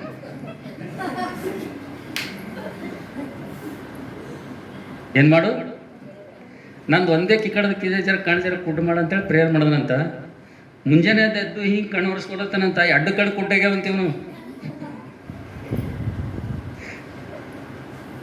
ಏನಾಗ್ಯಾವಂತ? 2 ಕಣ್ಣು ಕುಟ್ಟಾಗ್ಯಾವಂತ. ಎದುರಿನ ಮನೆಯವ ಅವ ಆರಾಮ ಹೆಂಡತಿ ಮಕ್ಕಳೊಂದಿಗೆ ದೇವರಿಗೆ ಆರಾಧನೆ ಮಾಡ್ತಾ, ದೇವರಿಗೆ ಸಂತೋಷ ಪಡ್ತಾ ದೇವ್ರ ಮಂದಿರ ಹೋಗ್ತಾ ಇದ್ದೀನಂತ. ಪ್ರೀತಿ ದೇವರ ಮಕ್ಕಳೇ, ಇಸ್ರಾಯೇಲರು ಮಾಡಿದಂಥ 5 ತಪ್ಪುಗಳಲ್ಲಿ ಕೊನೆಯದಾಗಿ ಗುಣಗುಟ್ಟುವಂಥ ಸ್ವಭಾವ, ಇನ್ನೊಬ್ಬರ ಅಭಿವೃದ್ಧಿ, ಇನ್ನೊಬ್ಬರ ಏಳಿಗೆ, ಇನ್ನೊಬ್ಬರು ನೋಡಿ ಹೊಟ್ಟೆ ಕಿಚ್ಚು ಪಡುವಂಥ ಸ್ವಭಾವ ಒಂದು ವೇಳೆ ನಮ್ಮಲ್ಲಿತ್ತಪ್ಪ ಅಂದರೆ ಅವ್ರಿಗಿಂತಲೂ ಮುಂಚೆನೇ ನಾವು ಏನಾಗ್ತೀವಿ ನಷ್ಟಕ್ಕೆ, ಮತ್ತು ದೇವರಿಗೆ ನಾವು ಇಷ್ಟ. ಅದಕ್ಕೆ ನಾವು ನೋಡ್ತೀವಿ. ಯಾರಾದ್ರೂ ದಯಮಾಡೊಬ್ಬರು ಹೋದ್ರನ್ನು ಪ್ರಾರ್ಥನೆಗೆ ಹೋಗೋಣ. 1 ಕೊರಿಂಥಿ 10ನೇ ಅಧ್ಯಾಯ 5ನೇ ವಚನ. ಆದರೂ ಅವರೊಳಗೆ ಬಹುಮಂದಿಯ ವಿಷಯದಲ್ಲಿ ದೇವರು ಸಂತೋಷಿಸಿಲ್ಲ, ದೇವರು ಇಷ್ಟಪಡಲಿಲ್ಲ. ಪ್ರೀತಿಯ ದೇವರ ಮಗಳೇ, ಪ್ರೀತಿ ದೇವರ ಮಗಳೇ, ಅಲ್ಲಿ ಇಸ್ರಾಯೇಲರು 20 ಲಕ್ಷ ಸಮೂಹದಲ್ಲಿ, ಆದರೂ ಕೂಡ ದೇವರು ಅವರ ಮಧ್ಯದಲ್ಲಿ ಕೆಲವರನ್ನು ನೋಡಿ ಆತನು ಅಸಹ್ಯ ಪಟ್ಟುಕೊಂಡನು, ಆತನು ಇಷ್ಟಪಡಲಿಲ್ಲ. ಆದರೆ ಇಲ್ಲಿ ಕೂತಿರುವಂಥ ಎಲ್ಲರೂ ಕೂಡ ಭಕ್ತಿವಂತರೇ ಅಲ್ಲ. ಇಲ್ಲಿ ಕೂತವರೆಲ್ಲ, ಇಲ್ಲಿ ಕೂತಂಥವ್ರೆಲ್ಲರೂ ಕೂಡ ಪರಿಶುದ್ಧರೇ ಅಲ್ಲ. ಇಲ್ಲಿ ಕೂತಂಥವ್ರು ಕೂಡ ಆದರೂ ಎಂಬುದಾಗಿ ಹೇಳ್ತಾ ಇದ್ದಾನೆ ದೇವರು. ಹಲ್ಲೆಲೂಯ. ಆದರೂ ಅವರ ವಿಷಯದಲ್ಲಿ ದೇವರು ಇಷ್ಟಪಡಲಿಲ್ಲ, ದೇವರು ಸಂತೋಷ ಪಡಲಿಲ್ಲ ಎಂಬುದಾಗಿ ಈ ವಾಕ್ಯ ಓದುವಂಥ ಸಂದರ್ಭದಲ್ಲಿ ಕರ್ತನ ಮೇಜಿನಲ್ಲಿ ಕೈ ಹಾಕಿದ ಮುಂಚಿತವಾಗಿ ಈ ಮಾತು ನಿನ್ನ ಮನಸ್ಸಿನಲ್ಲಿ ಇಟ್ಕೊಂಡು ಒಂದ್ಸಲ ಪ್ರಾರ್ಥನೆ ಮಾಡು. ನಿನ್ನಲ್ಲಿ ಕೂಡ ಏನಾದರೂ ಇಂಥ 5 ತಪ್ಪುಗಳಿದೆಯಾ? ನಿನ್ನಲ್ಲಿ ಎಲ್ಲಾದರೂ ಇಂಥ 5 ತಪ್ಪುಗಳು ನಿನ್ನಲ್ಲಿ ಇವೆಯಾ? ಒಂದು ಸಲ ಪರೀಕ್ಷೆ ಮಾಡಿಕೊಂಡು, ಒಂದು ವೇಳೆ ಇದ್ದೂಪ ಅಂತಂದರೆ ದೇವರು ನಿನಗೆ ಅವಕಾಶ ಕೊಡ್ತಾ ಇದ್ದೀನಿ, ಕ್ಷಮಾಪಣೆ ಮಾಡಿ. ಓ ದೇವರೇ, ಇಸ್ರಾಯೇಲರ ಜೀವಿತವನ್ನು ನೋಡಿ ನೀನು ಸಂತೋಷ ಪಡಲಿಲ್ಲ ದೇವರೇ. ಇಷ್ಟಪಟ್ಟವರಿಗೆಲ್ಲ ಕೊಟ್ಟೆಪ್ಪ ದೇವರೇ, ಆದರೆ ಅವರು ನಿನಗೆ ಇಷ್ಟಾನುಸಾರವಾಗಿ ಜೀವಿಸಲಿಲ್ಲ. ಇವತ್ತು ಇಷ್ಟಪಟ್ಟು ನನ್ನ ಪಾಪ ಕ್ಷಮಿಸಿದ್ದಿ, ಇಷ್ಟಪಟ್ಟು ನೀನು ಮಗನಾಗಿ ಮಾಡ್ಕೊಂಡಿದ್ದಿ, ಇಷ್ಟಪಟ್ಟು ನೀನು ಮಗಳಾಗಿ ಮಾಡ್ಕೊಂಡಿದ್ದಿ, ಇಷ್ಟಪಟ್ಟು ನೀನು ಜನಾಂಗವಾಗಿ ಮಾಡ್ಕೊಂಡಿದ್ದಿ. ನಿನ್ನ ಇಷ್ಟ ಎಲ್ಲದೇ ಹೋಗಿ ಸ್ವಾಮಿ, ನನ್ನ ಪಕ್ಷದಾಗ ಒಳ್ಳೇದೇ ಅದ, ಆದರೆ ನಿನ್ನಿಷ್ಟ ಪ್ರಕಾರ ನಾನು ಜೀವಿಸ್ತಾ ಇದ್ದೀನಾ ಅಂತೇಳಿ ಪ್ರಶ್ನೆ ಕೇಳಿ 5 ತಪ್ಪುಗಳನ್ನು ತೋರಿಸಿದಿ ದೇವರೇ. ಇದ್ರ ಮೂಲಕವಾಗಿ ನನ್ನ ಜೊತೆ ಮಾತಾಡಿದ್ದೀರಪ್ಪ ದೇವರೇ. ಹೋಗ್ಸು, ನಾನು ನಿನ್ನಿಷ್ಟ ನೆರವೇರಿಸ್ತಾ ಇಲ್ಲಪ್ಪ ದೇವ್ರೆ, ನಿನ್ನಿಷ್ಟ ಪ್ರಕಾರ ನಾನು ಜೀವಿಸ್ತಾ ಇಲ್ಲಪ್ಪ ದೇವ್ರೆ, ತಪ್ಪುಗಳನ್ನು ಮಾಡ್ತಾ ಇದ್ದೀನಿ. ದೇವರೇ, ನನ್ನಲ್ಲಿ ಅಸೂಯೆ ಇದೆ, ನನ್ನಲ್ಲಿ ಹೊಟ್ಟೆ ಕಿಚ್ಚಿದೆ, ನನ್ನಲ್ಲಿ ಗುಣಗುಟ್ಟುವಂಥ ಸ್ವಭಾವ ಇದೆ ದೇವರೇ. ಕೆಟ್ಟ ಒಂದು ವಿಷಯಗಳು, ಸಂಗತಿಗಳನ್ನು ಇನ್ನೂ ಕೂಡ ನಾನು ಆಸೆ ಪಡ್ತಾ ಇದ್ದೀನಪ್ಪ ದೇವರೇ. ಓ ದೇವರೇ, ನನ್ನನ್ನು ಕ್ಷಮಿಸು ದೇವ, ನನ್ನನ್ನು ಕ್ಷಮಿಸು ದೇವರೇ. ಹೌದು ಸ್ವಾಮಿ, ಅವರು ಕೆಟ್ಟ ಸಂಗತಿಗಳನ್ನು ಆಶಿಸಿದರು, ವಿಗ್ರಹಾರಾಧಕರಾದರು. ಅವರೆಲ್ಲರೂ ಕೂಡ ನಾವು ನೋಡ್ತಿದ್ದೇವೆ ಅರಣ್ಯದಲ್ಲಿ. ದೇವ, ಹೌದು ಸ್ವಾಮಿ, ನಿಮ್ಮನ್ನು ಪರೀಕ್ಷಿಸಿದರು ದೇವರೇ, ಗುಣಗುಟ್ಟಿದ್ದರಪ್ಪ ದೇವರೇ. ಹೌದು ಸ್ವಾಮಿ, ಅವ್ರು ಮಾಡಿರೋಂಥ 5 ತಪ್ಪುಗಳು ನನ್ನ ಜೀವಿತದಲ್ಲಿ ಕೂಡ ನಾನು ಮಾಡ್ತಿದ್ದೆ ದೇವರೇ. ನನ್ನನ್ನು ಏನು ಮಾಡ್ರಿ, ಕ್ಷಮಿಸಪ್ಪ ದೇವರೇ ಅಂತೇಳಿ ಒಂದು ವೇಳೆ ಪ್ರಾರ್ಥನೆ ಮಾಡಿ ಪಶ್ಚಾತ್ತಾಪ ಪಟ್ಟು ನಮ್ಮೆಲ್ಲ ತಪ್ಪುಗಳನ್ನು, ಪಾಪಗಳನ್ನು ಒಪ್ಪಿಕೊಂಡು ದೇವರ ರಕ್ತದಿಂದ ನಾವು ತೊಳೆದುಕೊಂಡು ಶುದ್ಧರಾಗಿ ಒಂದು ತೀರ್ಮಾನ ತೆಗೆದುಕೊಂಡು, ಅಪ್ಪ ಇವತ್ತಿನಿಂದ ನಾನು ಪವಿತ್ರವಾಗಿ ಜೀವಿಸ್ತೇನೆ, ಪರಿಶುದ್ಧನಾಗಿ ಜೀವಿಸ್ತೇನೆ, ನಿನ್ನ ಇಷ್ಟಾನುಸಾರವಾಗಿ ನಾನು ಜೀವಿಸ್ತೇನೆ ಅನ್ನೋರು ಮಾತ್ರ ಕರ್ತನ ಮೇಜಿನಲ್ಲಿ ಕೈ ಹಾಕ್ರಿ. ಇನ್ನೂ ಕೂಡ ಎಲ್ಲಪ್ಪ ಇನ್ನೂ ಬೇಡ, ನನ್ನ ಇಷ್ಟನೇ ಹಾಲನ್ನೋರು ಕೈ ಹಾಕ್ಬೇಡ ದಯವಿಟ್ಟು ಅದ್ರಾಗ. Hallelujah, hallelujah. ದೇವ್ರು ಮಾತಾಡ್ತಾ ಇದ್ದೇನೆ ರೀ, ದೇವ್ರ ಭಾಷೆ ಅರ್ಥ ಆಗ್ತದ್ರಿ. ಇನ್ನ ಯಾರು ಇಲ್ಲಿ ಕೂತಂತವ್ರು ನನ್ನ ಇಷ್ಟನೇ ಇನ್ನ ನೆರವೇರಿಲ್ಲ, ನನ್ನ ಕೋರಿಕೆನೇ ಇನ್ನ ನೆರವೇರಿಲ್ಲ, ಇನ್ನ ನನ್ನ ಇಷ್ಟಾರ್ಥಗಳು ನೆರವೇರಬೇಕು, ಇನ್ನ ನನ್ನ ಆಸೆಗಳು ನೆರವೇರಬೇಕು, ಇನ್ನ ನನ್ನ ಇಷ್ಟಗಳು ಸಂಪೂರ್ಣ ಆಗ್ಬೇಕನ್ನೋರು ಕೈ ಹಾಕ್ಬೇಡ ದಯವಿಟ್ಟು. ಇಲ್ಲ, ಸಾಕು ದೇವ್ರೇ, ಸಾಕಪ್ಪ ದೇವ್ರೆ, ನನ್ನ ಇಷ್ಟ ಎಲ್ಲ ಸಾಕು ದೇವ, ಇವತ್ತಿನಿಂದ ನಿನ್ನ ಇಷ್ಟಪ್ಪ, ಇವತ್ತಿನಿಂದ ನಿನ್ನ ಇಷ್ಟಪ್ಪ ಅಂತ ಯಾರು ತೀರ್ಮಾನ ಮಾಡ್ತೀರಿ ಅವ್ರು ಮಾತ್ರ ಕೈ ಹಾಕಿರಂತೀರಿ. ಹಲ್ಲೆಲೂಯಾ. ಬನ್ನಿ ಹಾಗಾದ್ರೆ ನಾವು ಪ್ರಾರ್ಥನೆ ಮಾಡಿ ಕರ್ತನ ಮೇಜಿನಲ್ಲಿ ನಾವೆಲ್ಲರೂ ಕೈ ಹಾಕೋಣ. 1 ನಿಮಿಷ ಮೌನವಾಗಿ ಪ್ರಾರ್ಥನೆ ಮಾಡೋಣ. ದೇವರು ನಿಮ್ಮ ಜೊತೆ 60 ನಿಮಿಷ ನಿಮ್ಮ ಜೊತೆ ದೇವ್ರು ಮಾತಾಡಿದ್ದಾನೆ. 1 ನಿಮಿಷ ದೇವರಿಗೆ ಉತ್ತರ ಹೇಳ್ರಿ. ದೇವರು 1 ತಾಸು ನಿಮ್ಮ ಜೊತೆ ಮಾತಾಡಿದ್ದಾನೆ.